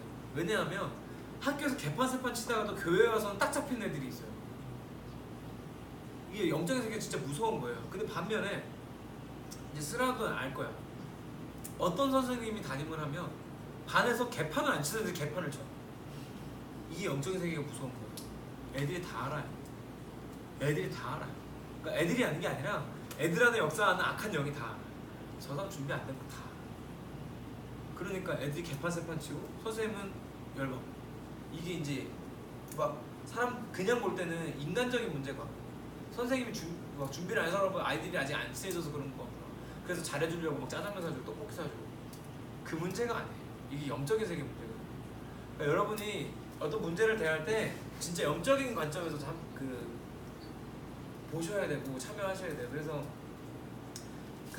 저희 부서 안에서 청년반에서 오해하지 않으셔야 되는 게 제가 여러분의 문제에 대해서 관심이 없는 게 아니에요. 그러니까 관심이 없는 게 아니라 저는 확신해요. 영적인 게 해결되면 우리 육체적이나 일상의 문제들이 해결될 거라는 걸 좀 믿어요. 그러니까 영적인 세계에 그 해답들이 다 있기 때문에. 그래서 예를 들면 뭐 희원정당의 가게에 사람 구하는 문제? 이게 육체적인 일의 문제 같아요? 아니에요. 영적인 세계 문제예요. 진짜예요. 그러니까 우리 삶에 있는 모든 영역들이 사실은 보이지 않는 세계에서 컨트롤되는 거예요. 보이는 세계는 보이지 않는 세계를 이길 수 없어요. 그래서 우리는 보이지 않는 세계를 공부하는 거예요. 그러면 인생이 보이죠. 답은 여기 있어요. 그래서 저는 이 에베소서 6장 11절에서 말하는 대로 우리의 싸움이 영적인 싸움이라는 걸 늘 기억하시길 바래요. 늘. 여러분 오늘도 겪었잖아요. 성경님도 얼마나 어려워요. 영적인 싸움이라니까요. 되게 쉬운 방법이 있어요. 여러분 이거 빨리빨리 잘하는. 오늘 집에 가서 하세요. 오늘 집에 가서 하세요. 다음 주 거를. 아니 정말 쉬운 방법이에요. 인생을 하는. 너무 듣고 나면 너무 어이가 없죠. 생각해보니까 그렇죠. 막상 하면 이거 1시간도 안 걸리는데 오늘 하면 개이득인데 참 그게 안 되죠. 영적인 세계가 이렇습니다. 그래서 좀 늘 기억하시면서 잘 넘어가시길 바랍니다. 그래서 자, 대인관계 문제가 생겼다. 에베소서 5장 6장 참고하시고 그럼에도 불구하고 그 모든 일들이 영적인 세계 문제라는 것을 좀 기억하셨으면 좋겠다 하면서 에베소서 넘어가겠습니다. 빌립보서 볼게요. 빌립보서 제가 읽었고요. 빌립보서도 옥중 서신이에요. 바울이 감옥에 갇혀 있을 때 쓴 편지고 빌립보 교회, 그러니까 빌립보에 살고 있는 공동체를 향한 편지고 빌립보 그 교회에는 바울을 그러니까 바울한테 헌신적으로 이렇게 헌금도 보내고 이렇게 되게 관계가 좋았던 교회. 그래서 전체적으로 살펴봤을 때 다른 교회들을 짚고 넘어갈 때 바울이 이렇게 혼내기도 하고 호칭도 하고 했는데 이 빌립보서에 그런 내용이 전혀 나오지 않아요. 예쁘고 아름답고 이런 내용들이 나오고 되게 힘이 되어줘. 그리고 바울 이 문체 자체도 되게 읽으면서 느껴진 게 되게 깨발랄하게 기쁨이 가득 차서 막 얘기를 하는 게 느껴지는 그런 성경이고 이런 배경을 알고 가면 좋을 것 같고 그 옥중 서신이니까 감옥에 갇혀 있는 이제 바울이 나 감옥에 갇혀 있지만 이만큼 기뻐 하면서 소망을 주고 오히려 힘을 주는 그런 내용 살펴보면은 1장부터 가면은 이제 인사로 시작을 해요. 편지가. 그리고 이제 빌립보 교회를 향해서 강구하는 내용들이 나오는데 저는 1장 8절에 보고 되게 감동적이었어요. 내가 예수 그리스도의 심장으로 너희 무리를 얼마나 사모하는지 하나님이 내 증인이시니라. 이것 이상으로 사랑을 표현할 수 있는 방법이 있을까 싶을 정도로 와 나도 나중에 진짜 편지 쓸 때 꼭 써먹어야지. 이게 진짜 진정한 중보 기도인 것 같더라고요. 그래서 나 진짜 너 이만큼 생각해 하는 걸 가장 강력하게 표현할 수 있는 한 절이었지 않나. 그래서 되게 기가 막히게. 네, 기가 막히고 그리고 이런 내용으로 좀 가다가 이제 바울이 되게 제가 봤을 때 재밌는 얘기를 한 게 1장 후반절에서 바울이 감옥에 갇힌 걸 보고 어떤 사람들은 투기심으로 예수님을 막 전하는 사람들이 있고 어떤 사람들은 진짜로 바울이 갇힌 걸 보고 더 막 뜨거워져서 막 열정을 가지고 예수님을 전하는 사람들이 있고 이렇게 여러 가지 각색의 모양으로 예수님을 전해요. 근데 그게 18절에 보면 거칠애로 하든 참으로 하든 어찌됐든 예수님이 전해지니까 난 기뻐 이런 내용들이 나오고 이게 성경이 말투가 되게 예스러워서 그렇지 지금 말로 보면 되게 재밌잖아요. 그리고 이제 2장으로 넘어가면은 이제 예수님을 빗대서 겸손하자 이런 내용이 나와요. 그러니까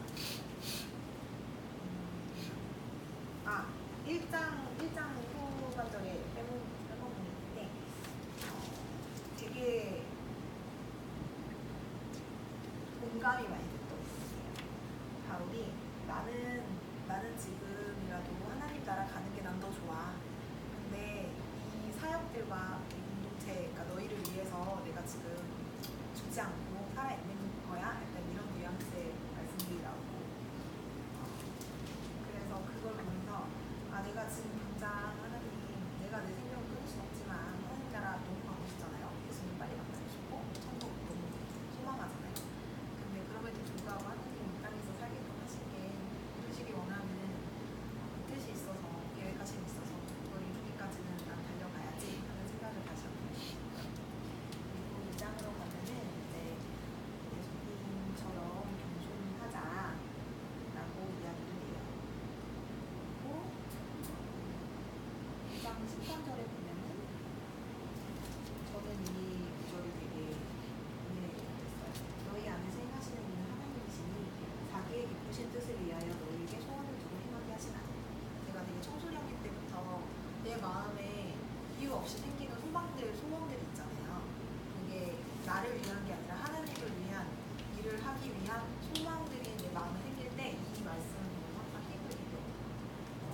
내 마음에 이런 마음이 생겨나게 하시는 분도 하나님이시고 그렇다고 하면 성령님이 분명 도우실 거야 라는 마음으로 생각했던 그런 말씀이고 그리고 2장 19절부터 쭉 보면은 디모데와 에바브로디도라는 그 사람의 내용들이 나오는데 이것도 되게 은혜로워요. 2장 30절에 보면 에바브로디도거든요. 여기서 그가 그리스도의 일을 위하여 죽기에 이르러도 죽기까지 이르러도 자기 목숨을 돌보지 아니한 것은 나를 섬기는 너희의 일의 부족함을 채우려 함이니라. 이 에바브로디도가 이제 파송을 받아서 바울한테 온 거예요. 맞나요, 선생님? 네. 파송을 받아서 바울한테 왔는데 병에 걸렸어. 그래서 죽어가는 거예요. 그래서 이런 상황일 때 다들 소망을 잃을 수도 있는 상황이었는데 이 극한의 상황에서 지금이야 그냥 뭐 비행기 타고 날아가면 되고 막 이러지만 그게 아니잖아요. 그때는 정말 막 험난하게 왔을 텐데 병에 걸린 거지.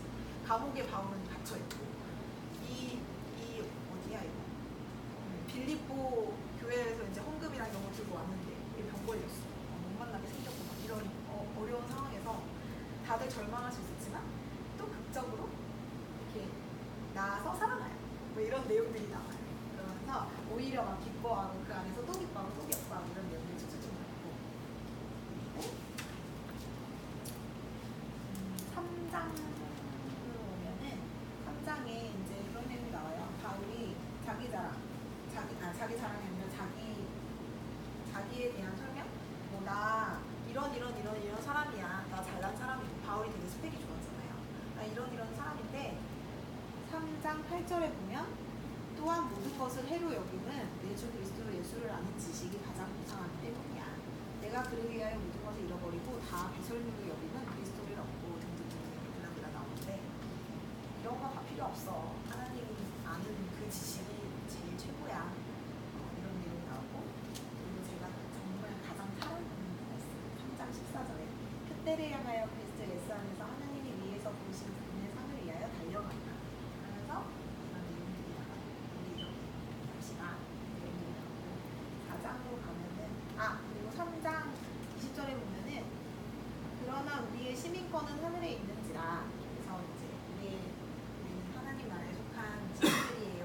내용이 나옵니다. 4장으로 가면은 이제 빠이빠이 하는 건데 4장 6절에 우리가 모두 다 아는 말씀이에요. 오늘 목사님 말씀. 아무것도 염려하지 말고 다만 모든 일에 기도와 간구로 너희 구할 것에 감사한 거 하나님께 합니다. 여기서 되게 잘못 적용되는 게 그냥 구하라 주실 것이고 이렇게 정복해서 하는데 이게 너희 구할 것을 감사함으로 하나님께 아뢰라라고 했잖아요. 이 감사함이 빠지면 절대 안 되는 거예요. 그리고 7절에서 그리하며 모든 지각에 뛰어난 하나님의 평강이 그러니까 이렇게 구하면 네가 원하는 거 다 줄게가 아니라 평강을 주신대요. 평강이 그리스도 예수 안에서 너희 마음과 생각을 지키시리라.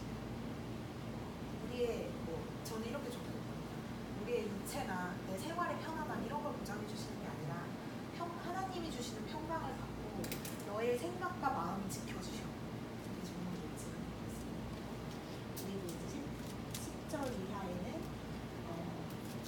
11절부터 13절을 같이 봤으면 좋겠어요. 내가 궁핍함으로 말하는 것이 아니라 어떠한 형편에든지 나는 재촉하기 때문에 나는 비천에 처할 줄도 알고 풍부에 처할 줄도 알아. 이들은 배부른가 배고픈가 큰것 궁핍에도 처할 줄 아는 일체의 비결을 배우노라.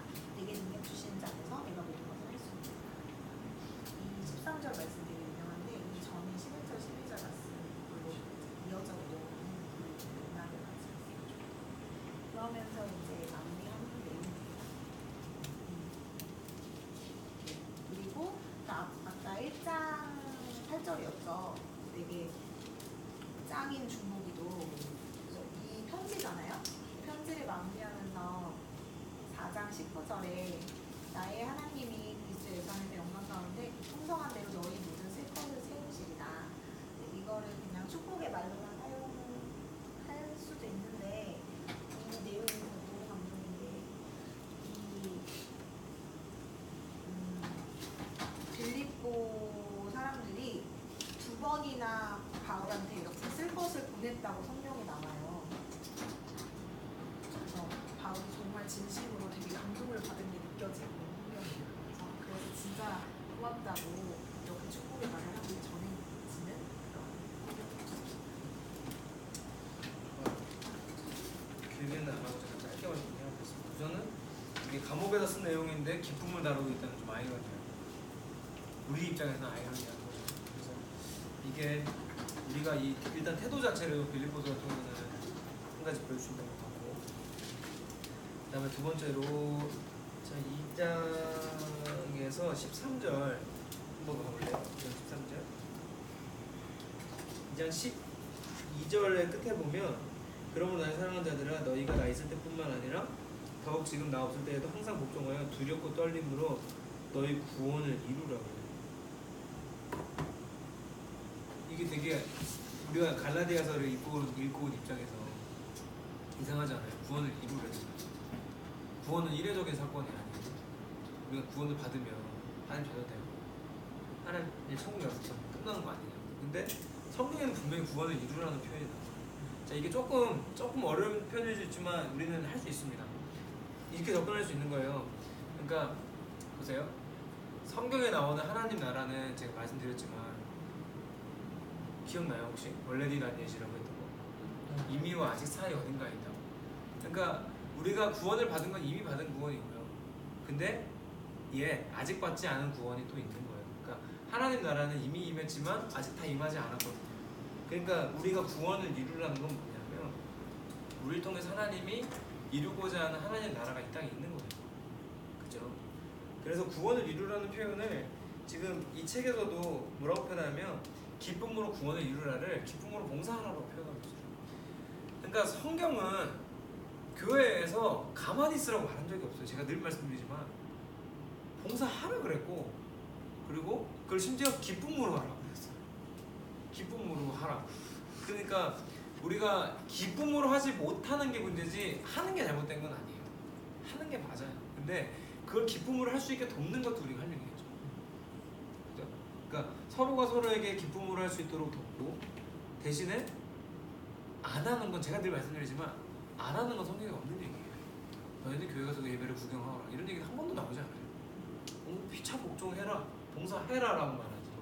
그러니까 아무튼 이것도 좀 개인주의화 되는 이 세대 앞에 하려고 잘 안 해요. 솔직히 30-40대 우리 교회도 집사님들 이렇게 저는 교회에서 다 보니까 집사님들이나 50대 제자님 권사님들이랑 이 관계 안에서 제일 어려운 게 뭐냐면 30-40대는 설거지 하려고 안 하고 그냥 아주 단적인 얘기. 50대는 그래도 해야지 막 하면서 기쁘진 않은데 하고 약간 이 괴리가 너는 왜 안 해? 안 기뻐도 해야지. 약간 이것과 기쁘지 않은데 왜요? 약간 이게 둘 다 아닌 거죠 사실. 할 거면 기쁨을 하고, 그리고 좀 싫어도 가끔은 뭐 1년 내내는 것도 해야지. 그러니까 이 중간을 잘 타는 여러분들 되게 바라요. 제가 늘 말씀드리지만 하면서 기쁘지 않으면 안 하는 게 낫고요. 근데 아예 아무것도 안 하는 거 하나님 원하시는 것도 아니에요. 오늘도 느끼잖아요. 여러분 성경은 극단이 없어요. 극단이 없습니다. 늘 중앙선을 타고 있어요. 여러분들 중앙선을 좀 잘 타시길 바랍니다. 구원을 이루라는 표현에서 또 흔들리면 안 된다는 거예요. 이게 또 이단들이 와가지고 이렇게 구원을 굉장히 이례적인 사건으로 말해요. 이단들이 할 때 딱 보여주는 거예요. 빌립보서 같이 보겠습니다. 빌립보서 2장 12절 구원을 이루라는데 이건 무슨 말일까요? 진짜로 모를 거예요. 성경을 다 구절구절로 떼서있기 때문에. 그래서 이단을 이기려고 이걸 하는 건 아니지만 제가 말씀드렸잖아요. 우리 거 잘 알면 이단한테 질 수가 없어요. 일단은 이 하나님 나라라는 개념으로 성경을 보면 그 사람들이 무슨 말을 해도 다 이해가 안 될 거예요. 그걸 어떻게 그렇게 이해해요? 라는 말밖에 안 나올 거예요. 아시겠죠? 필요 없는 믿음으로. 자, 구원을 이루라는 것도 역시 하나님 나라의 이가 다르지 않다는 거 우리 좀 주겠고, 그 다음에 뭐 다 지원점에 자료줘서 넘어가고요. 4장에 가보면 이제 저는 이 얘기만 하고 싶었어요. 4장 13절이 우리는 주로 어디서 사용하냐면 양궁할 때 할수 있다. 이거 그거 아니에요. 이거 되게 막 그래서 이 말씀을 막 그 보스톱 치는데 막 추석 때 갖다 쓰고 그러면 안 돼요. 진짜 지옥 가요. 그러면 안 돼.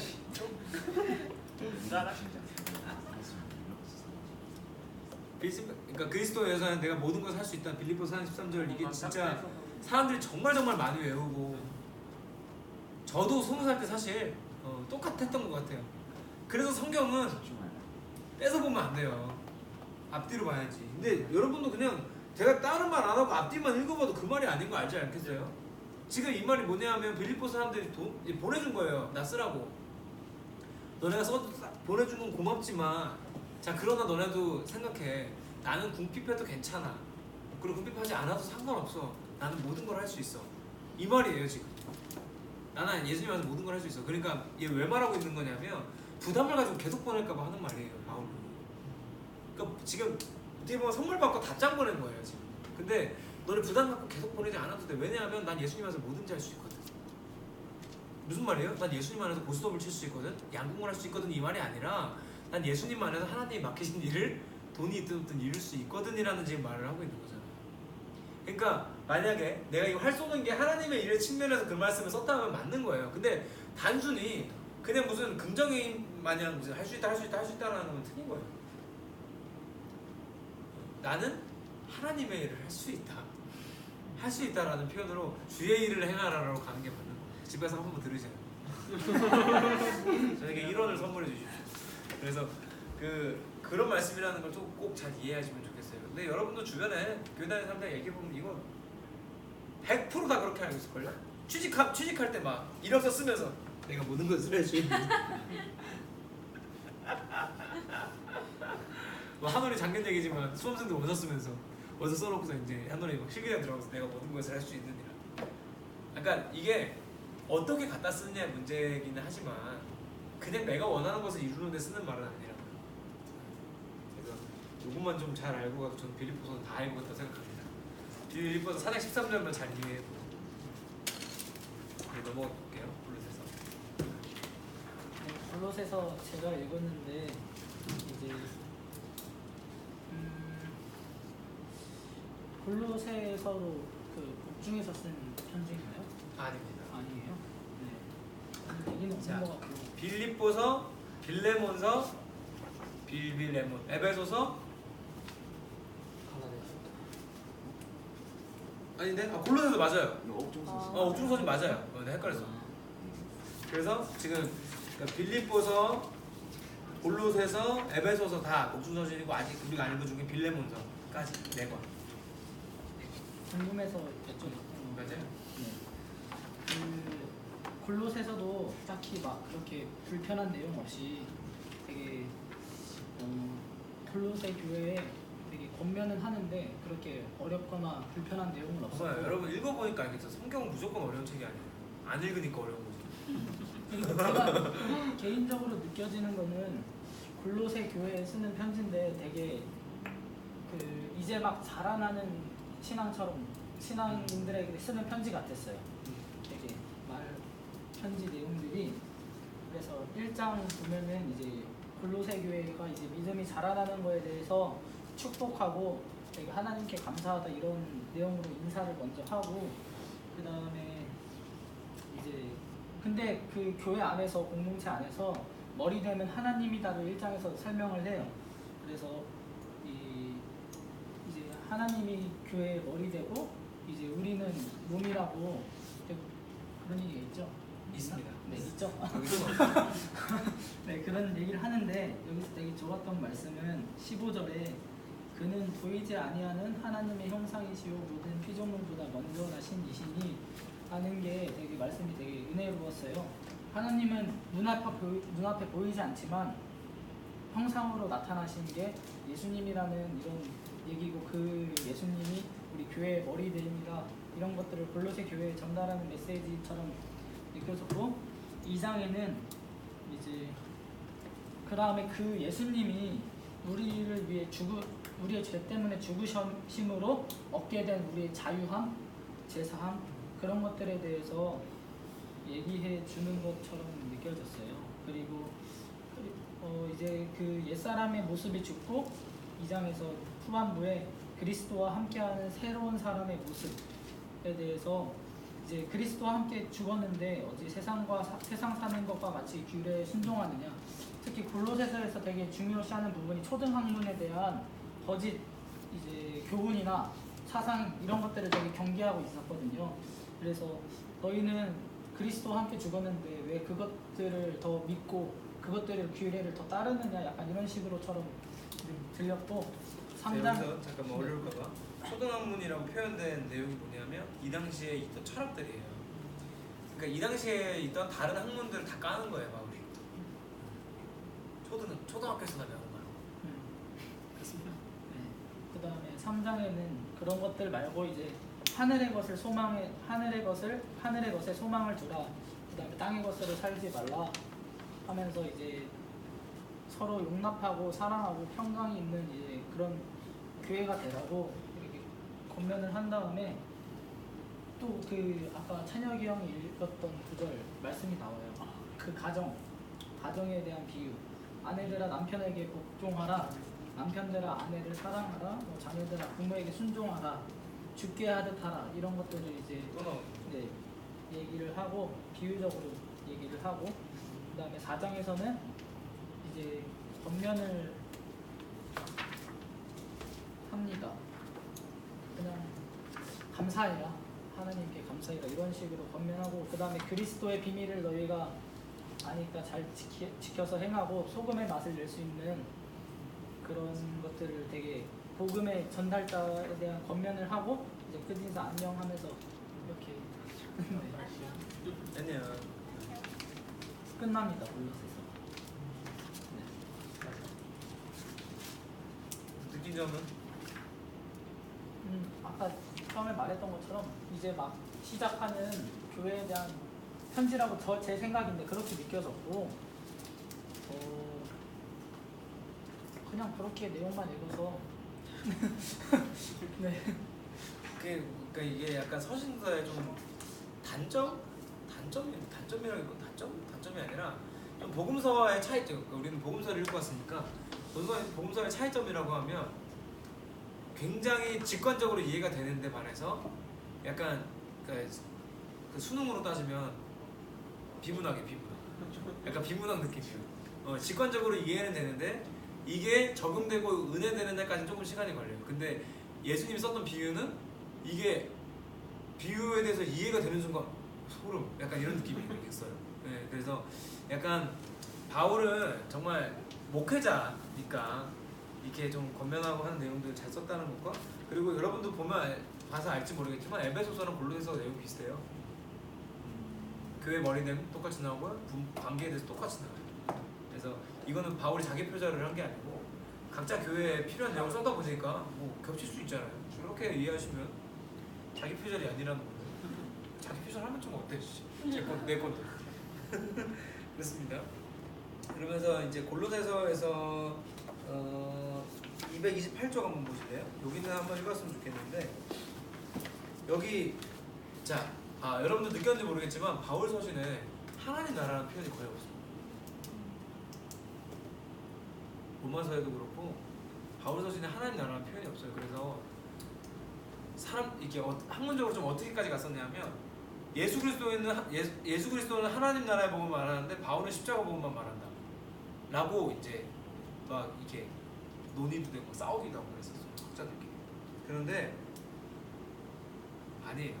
바울이 언급을 많이 안 했을 뿐이지 분명히 같은 흐름 안에 있고 얘기를 안 하진 않아요. 합니다. 여기도 나오는데 여기 하나 둘 세 번째 문단 그리스도 안에서 화목된 세상 이런 볼게요. 제가 읽어드리면 예수 그리스도의 나라에 대해 자세하게 설명합니다. 그래서 두 번째 줄이에요. 그리스도는 하나님의 형상이시며 뭐 세상 모든 만물의 주권자이시며 교회의 머리이십니다. 이게 하나님 나라에 대한 구체적인 표현이죠. 예수님이 다스리신다는 뜻이니까. 그래서 그런 예수님이 십자가에 못 박혀 죽으심으로 타락하여 하나님과 원수된 세상을 다시 하나님과 화목되게 하시고 또 죄인들이 하나님 앞에 깨끗하게 설 수 있게 하셨습니다. 바로 골로새 교인들에게 이와 같은 복음의 진리 위에 굳게 설 것을 권면하며 자신은 그 복음의 일꾼이라고 했습니다.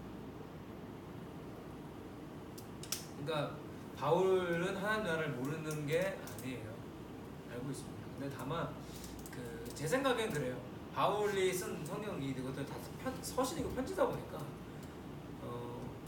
그거에 대해서 설명이 필요 없는 사람일 수도 있고요. 아니면 이미 많이 알고 있어서 이렇게만 써도 그 안에 있는 그런 내용들을 이해할 수 있는 사람들일 수도 있고 아마 좀 상황마다 달랐겠지만 좀 그런 면이 있지 않나 생각을 하고요. 절대로 바울이 하나님 나라를 몰랐던 게 아니다. 그리고 여러분들 읽어봐서 알겠지만 바울 서신 자체도 하나님 나라는 걸 모르고 읽으면 이해가 어려워요. 되게 문자적으로 읽게 되는 거예요. 또 잘못 그렇게 되지 않도록 해주시면 좋겠고 진짜 놀랍게도 인간관계에 대해서 또 나오는데 또 똑같아요. 아내들이랑 남편에게 복종하라 또 똑같고요. 여기 또 있어요. 이것도 써먹으면 돼요. 남편들의 아내를 사랑하며 여기 정확히 썼어요. 괴롭게 하지 말라. 4장 19절. 복종하는 것보다 괴롭게 하지 않는 게 더 힘든 거예요.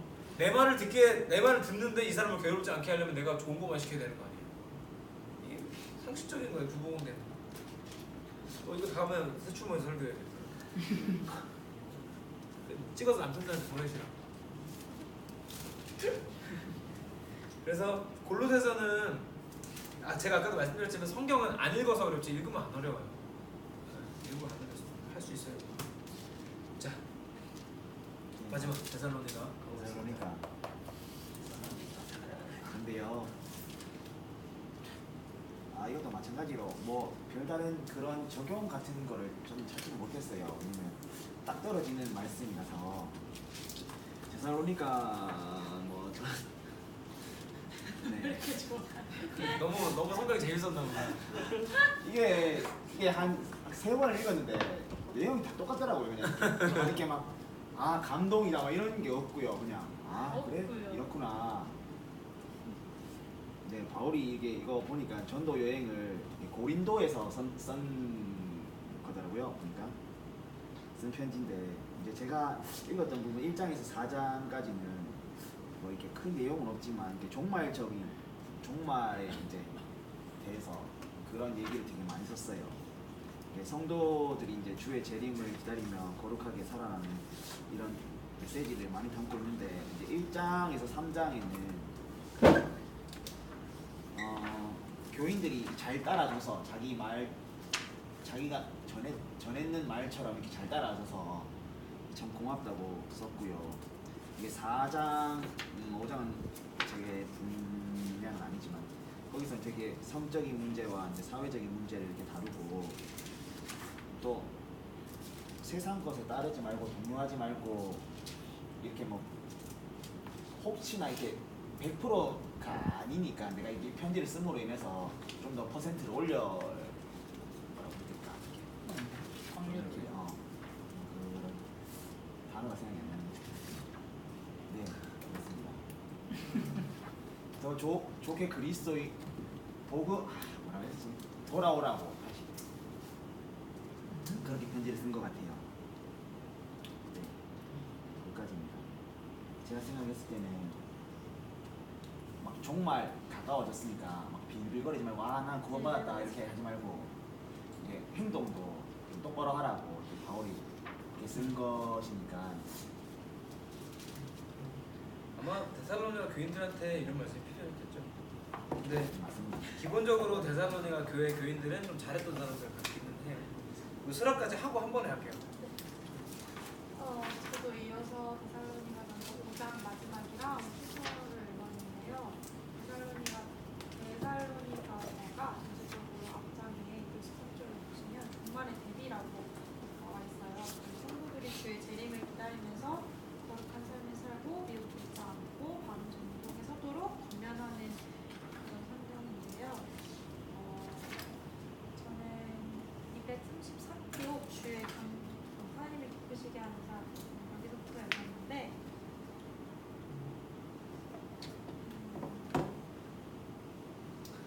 먼저 주의 강림 보면은 성도는 현재의 삶에 충실하지만 동시에 부활과 존재에 대한 내세 신앙을 가지고 있어야 합니다.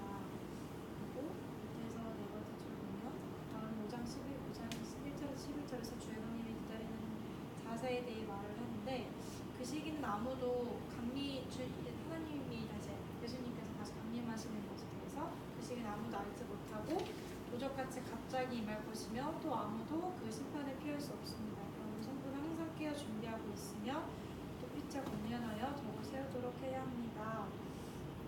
여기에 적용되는 그 말씀이 해당하는 말씀이 6장이에요. 그러므로 우리는 다른 이들과 같이 자지 말고 오직 깨어 근신할지라 라는 말씀이었어요. 제가 이전에는 생각 못했는데 새벽성교회 오면서 가장 많이 생각을 했던 게 일단 뒤에 가서 한 번에 설명을 했고요. 그 다음에 마무리 5장 이것도 어쨌든 편지이니까 마지막은 마무리 해가지고 밑에서 세 번째 줄에 마지막 보면은 마지막 간결한 문장으로 내적 혹은 영적 생활에 대한 권면을 하고 있고 마지막 기원과 끝인 자료에 섰습니다 라고 하면서 여기에 이제 5장 16절에서 18절 우리가 가장 잘 아는 말씀이 나와요. 데살로니가전서 5장 16절에서 18절 항상 기뻐하라 시지 말고 기도하라 범사에 감사하라 이는 그리스도 예수 안에서 너희를 향하신 하나님의 뜻이니라 라는 말씀이 나옵니다. 그 다음에 이제 데살로니가 후서를 보면은 데살로니가 전서에 같은 경우는 주의 강림에 대한 긍정적인 기대를 격려하는 권면인데 반면에 후서는 주의 날이 이르렀다고 해서 이제 현혹하게 하는 말. 예를 들면 지금 현재로서는 이단이겠죠. 이제 내가 예수다라고 하는 사람들이 있을 수 있고 그거에 대해서 혹하지 말라라고 경계하라고 얘기를 하고 있습니다. 그래서 234쪽에 인사와 기도를 보면 중간 부분에 그리고 하나님이 장차 공의로운 심판을 통해 그들에게 보상하시고 반대로 그들을 괴롭게 하는 자들을 벌주시는 최후의 심판에 대해 증거합니다. 이거를 제가 그 메시지 성경으로 읽었었는데요. 여기가 5장이에요. 5절이에요. 1장의 5절. 이 모든 고난은 하나님께서 여러분을 그 나라에 합당한 사람이 되게 하시겠다고 작정하신 분명한 표입니다. 라는 얘기인데 이 메시 성경을 읽어서 가장 와닿았던 게 나에게 지금 있는 이런 고난들이 하나님의 나라에 합당하게 하시려고 그렇게 나를 지금 연단시키시나 보다라는 생각을 하게 되어서 말씀드리고 그 다음에 주의 날에 대한 미혹 이렇게 나와 있어요. 여기도 계속해서 그냥 중간 부분은 불법의 사람이라는 단어가 나오는데요. 예수께서 다시 강림하실 때에 대한 아무래도 말이 많을 거고 그런 사람 불법의 사람이라고 얘기를 한 것 같아요. 저도 잘 기업에 이런 단어를 썼는지 모르겠지만 어쨌든 세상을 어지럽게 하고 우리들의 마음을 흔들어 놓는 사람들이 나타날 거라고 얘기하면서 거기에 빠지지 말고 깨어서 있어라라는 이야기와 함께 이 장이 끝나고요. 마지막 분명과 인사 여기에 보면은 이제 정말로 하나님의 제가 예수 재림을 기대하면서 이제 어떻게 해라라고 하는데 제가 가장 얘기를 하는데 제가 좀 와닿았던 건 6장 여기 맨 끝에 보면 6절에서 12절에 바울을 게으름 낙심 불순종에 대해 경계하고 이렇게 얘기가 나와요. 근데 저는 여기서 게으름이 가장 경계의 대상이 됐는데요. 아까도 말씀드리고 싶었던 게 일단 여기까지 잘 정리한 거고 제가 새벽성교에서 가장 많이 느끼고 이 책을 통해서 다시 한번 또 되새겼던 그런 게 뭐냐면 내가 이제 예수 믿는 자녀로서 나만 믿는 것이 아니라 이제 세상에 복음을 전해야 하는데 그러려면 나는 게으르면 안 되겠다. 제가 원래 제가 찬성이 타고나기를 약간 게으르게 타고났는데 게으르면 안 되겠다라는 생각을 진짜 많이 하게 된 것 같아요. 요 근래에. 그래야 내가 좀 더 부지런하게 뭔가 예를 들면 직장생활부터 일을 하고 뭔가를 이제 복음을 전하려면 내가 좀 더 부지런하게 행동해야겠다라는 들었어요. 그냥 단순히 뭐 부모님이 야 게으르면 안 돼, 사람이 부지런해야지가 아니라 내가 왜 게으르면 안 되는지에 대해서 복음을 전해야 되고 하나님의 나라를, 이 기쁜 소식을 정말 가만히 있을 수 없겠구나라는 생각 때문에 나를 움직이게 한다라는 생각이 들었어요. 그래서 그런 것들을 계속 다시 한번 하게 되고, 또 이제 어쨌든 저는 이제 태어나면서부터 하나님께서 저를 자녀 삼아주셨고 지금까지 계속 이렇게 저를 자녀 삼으시고 사랑한다고 이렇게 얘기해 주시는 걸 보면서 내가 먼저 먼저 하나님께 택한 받은 자로서 먼저 깨어서 기도하고 믿지 않는 자들을 위해서 또는 믿음이 연약한 자들을 위해서 내가 그들을 위해 함께 중보하는 자가 되야겠다라는 전제적인 거를 조금 느낄 수 있었어요. 이거는 뭐이 제가 얘기한 거에서 이어서 얘기하면 성경에서는 분명히 게으름에 대해서 경계하라고 얘기하잖아요. 근데 우리는 이런 거 읽을 때는 성경 문자적으로 읽으면 안 돼. 이런 건 좀 문자적으로 읽어야 돼요. 그러니까 게으름에 대해서 성경은 분명히 경계를 하고요. 그렇다고 내가 막 죽을 때까지 막 너무 힘들지만 빨리 해야지 막 이걸 원하는 게 아니에요. 성경이 기쁨으로 봉사하라는 게 성경의 맥락이지. 아까 앞에서 계속 읽었다고. 그러니까 게으르지 않아서 교회에서 말신 봉사라는 뜻이 아닙니다. 그러니까 우리 삶 자체에서 게으르지 않아야 되는 이유는 수라가 얘기한 거랑 좀 맞다고 생각해요. 그러니까 우리가 일을 다 때려치고 복음만 전할 수 없잖아요. 돈이 많으면 그렇게 하세요. 근데 그게 아니잖아요. 그게 아니면은 이것도 하고 이것도 해야 되니까 당연히 바쁠 수밖에 없는 거예요. 그러니까 여기서 제가 그래서 늘 말씀드리는 것 중에 하나가, 제가 이걸 정말 내년에 이거를 책으로 쓰고 싶다고 정말 고민한 내용 중에 하나인데, 저는 이 시대의 진짜 위로는 쉬라, 쉬어라, 너 충분히 잘하고 있어. 저는 이런 말 아니라고 생각해요. 여러분들 많이 들어보지 않았어요? 여기 둘이는 아직 아닐 수도 있는데, 좀 20대 중반 넘어가고 하면 이런 말 수도 없이 들어봤을 거예요. 근데 진짜 그게 위로가 돼요. 그거 위로 되건 뭐에 상황이 아무것도 안 바뀌는데, 그렇지 않아요? 나는 여전히 내일도 출근해야 되고 여전히 내일 애들이 와서 빽빽대고 울고 할 텐데 뭐가 달라지냐고요. 그거 위로가 안 돼요. 반대로 우리는 좀 이 게으름에서 벗어났을 때 나는 위로가 된다고 생각해요. 우리가 바쁘게 사는 게 얼마나 멋진 일인데 생각해보면 그게 오히려 저는 멋있다고 생각하거든요. 그러니까 절대 거기에 매몰되면 안 돼요. 특히라기보다 누구나 마찬가지예요. 군대 갔다 온 사람들은 아는데 군대 갔다 온 사람도 제일 힘든 부대가 어디예요? 특공대, 뭐 특전사, 뭐 해병대 아니에요. 자대. 내가 나오면 돼. 내가 나오면. 지금 군대 들어가 있는데 핸드폰 쓰고 1년 6개월밖에 안 해요. 세상에서 제일 힘들다 그런 거예요. 그렇지 않아요? 그 뭐냐면 모든 사람들은 자기 삶이 제일 바쁘고 제일 힘들다고 생각해요. 저는 알아요. 백수들도 그렇게 생각해요. 백수인 사람들도요.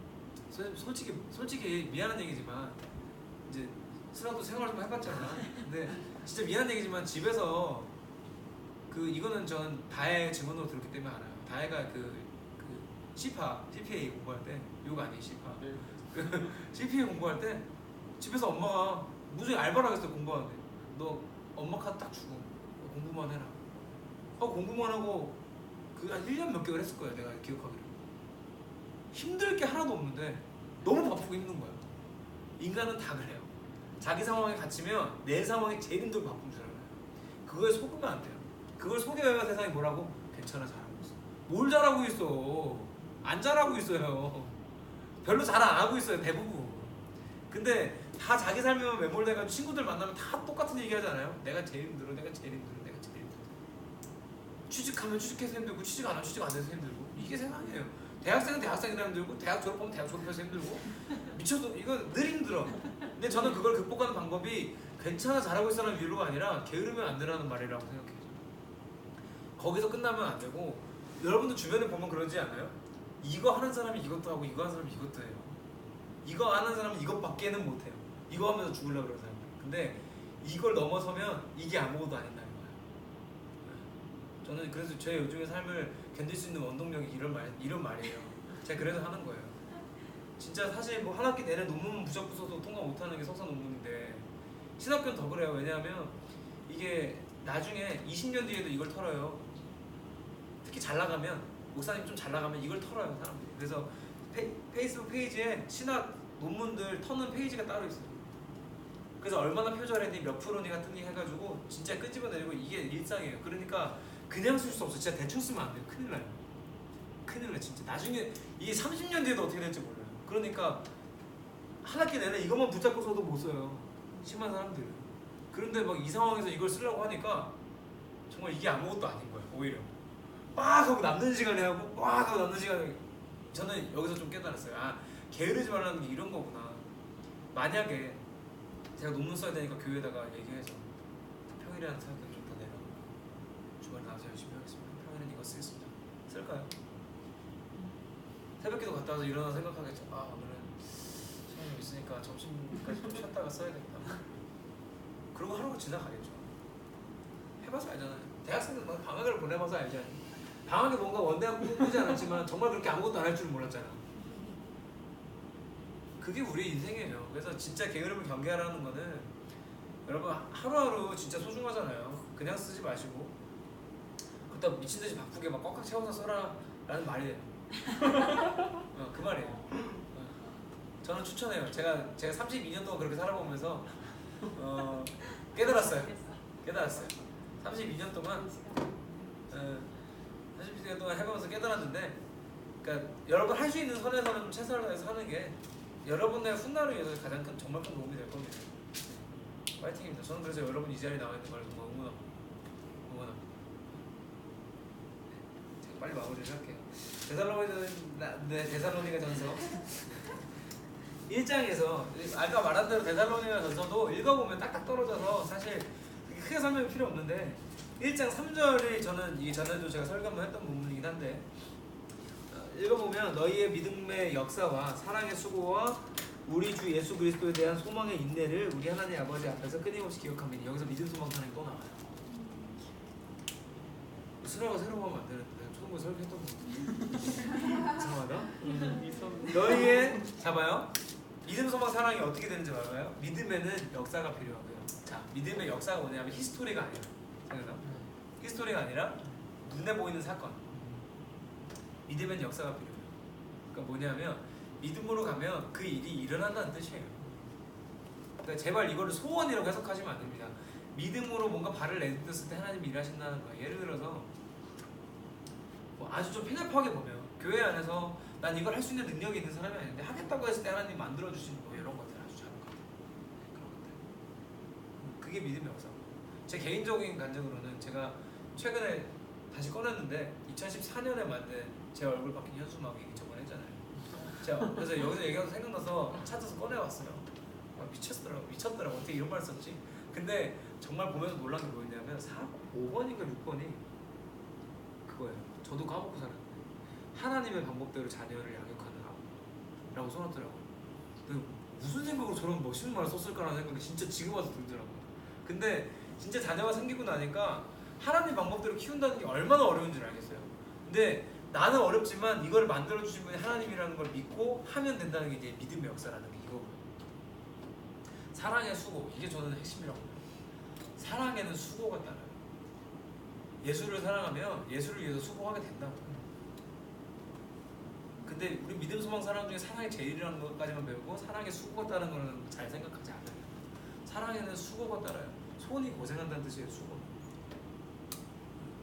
사랑하면 힘들어요. 사랑하면 힘들어요. 그래서 내 바쁜 삶이 감사한 거죠. 그 다음에 우리 주 예수 그리스도의 소망의 인내. 소망에는 인내가 필요해요. 왜냐하면 하나님 나라를 소망하면 이 땅에 이루어가는 것에도 인내가 필요해요. 그 나라까지 가는 시간에도 인내가 필요하고, 아까 지난달에 얘기했지만 죽어서 가는 게 더 나을 텐데 이 땅에 있어야 되는 이유가 있으니까 남겨두셨지만 우리 거기에 그래서 인내가 필요하다는 거죠.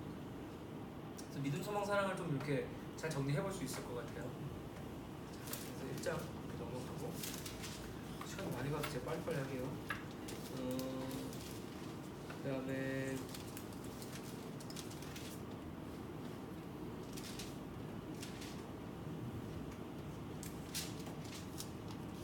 그 5장 끝에 아까 이스라엘 얘기했던 항상 기뻐하여 신중하게 기도하라 범사에 감사하라 이것이 그리스도 예수의 너희를 향한 하나님의 뜻이니라. 이 말씀 우리가 너무너무 잘 알고 있지만 이 말씀이 어떤 흐름에서 나온 거냐면 데살로니가전서 맨 마지막 장이에요. 그러니까 너네는 여기 내용이 그 주의 날이 도둑같이 올 거야. 그러니까 종말에 대한 얘기를 하고 나서 지금 이 얘기를 하고 있는 거예요.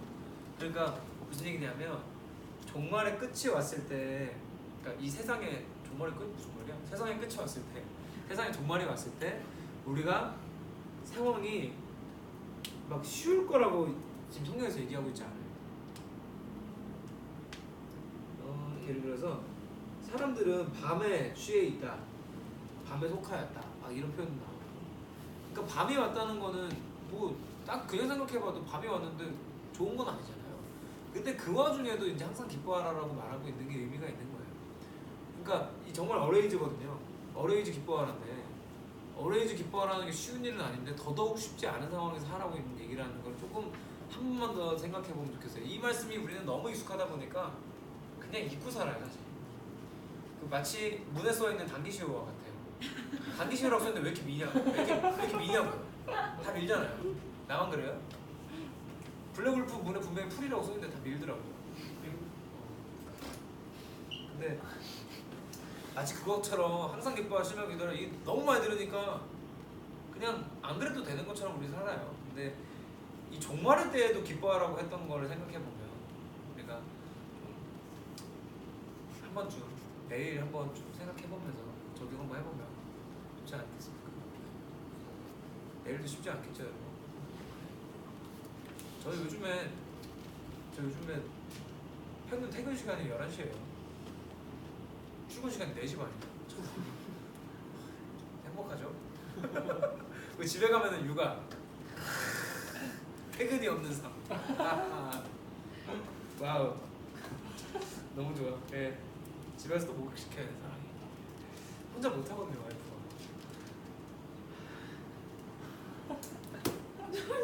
그래서 눈물이 나는 거지. 그럼에도 불구하고 기뻐해야 된다고요. 예, 그래서 노력해요. 진짜 노력해요 저는. 진짜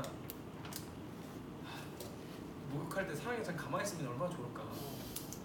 근데 이제 좀 힘이 세져가지고 그냥 물장구도 쳐요. 물을 발로 차요 막. 가끔씩 그냥 귀신이 들렸나. 이게 말은 못하지 속마음으로 그런 생각을 해요. 이게 귀신이 들렸나. 아빠를 왜 괴롭히지? 그런 생각을 하기도 하는데 그때 저한테는 이 말씀이 적용될 것 같아요. 항상 기뻐하라. 네, 쉽지 않지만 여러분 내일 한번 해보세요. 네. 정말 이 상황에서 할 수 없을 때 항상 기뻐하시지 말고 한번 해보세요. 이 말씀이 얼마나 어려운지 깨달으시게 내일 됩니다. 아침에 내일 아침. 오늘 아침부터 끝나고 필요해. 아침에 제일 필요하잖아요. 그다음에 데살로니가 후서 가보면 아까 이게 스라가 얘기했던 건가 5절이? 이는 하나님의 공의로운 심판표로 너희 하나님의 은혜를 받느니라 나오는데 합당한 자로 여김을 받게 하려고 그 나라를 위하여 너희가 또 고난을 받으리라. 여러분 삶에 어려운 일이 생기셨으면 하나님이 나를 하나님 나라에 맞는 사람으로 만들어가시는 과정이구나 생각하세요. 그러면은 유연해질 수 있어요. 너무 다가온 문제에 대해서 내 인생 망한다고 생각하지 마세요. 안 망해요. 예수 안 믿는 게 인생 망한 거지 예수 믿으면 인생 망한 거 절대 안 망해요. 무슨 일이 있어도 우리는 돈 없으면 망할 거라고 생각하고 무섭게 생각하고 살아도 돼요. 저도 어지간히 돈 없어 봤는데 안 망하더라고요. 신기하죠? 진짜 신기해요. 안 망해요. 근데 예수님 안 믿으면 그게 망한 거니까 이제 어려움 찾아오셨을 때 항상 기뻐하라 기억하시면서 한번 또 생각해보세요. 아, 나를 하나님 나라에 맞는 삶으로 만들어가시는 과정이구나. 여기까지 하면 좋고요. 네, 그래서 이상입니다. 아까 계란 얘기를 했고 그래서 데살로니가 끝까지 마쳤는데 우리가 벌써 이만큼밖에 안 남았어요. 나 진짜 놀랐잖아요. 야, 대단하다 하는 생각을 했는데 자, 다음은 개인 서신에서 이제 교회에 보내는 게 아니라 디모데라는 사람, 디모데 교회 아니고요. 디모데 사람이에요. 디모데라는 사람, 빌레몬이라는 사람을 이렇게 사람들한테 보낸 편지를 다루게 됩니다. 근데 여러분 뒤에는 분량이 얼마 안 돼요. 요한계시록 말고는 다 고만고만합니다. 한 장짜리, 두 장짜리도 막 나와요. 빌레몬 한 장이에요. 자, 그래서 이거 나누는 거는 찬혁이가 그냥 네. 알아서 해줄게. 시간 아까우니까. 하는 걸로. 아니 시간이 아까우니까. 그래서 마음에 안 드는 사람은 10장 주고.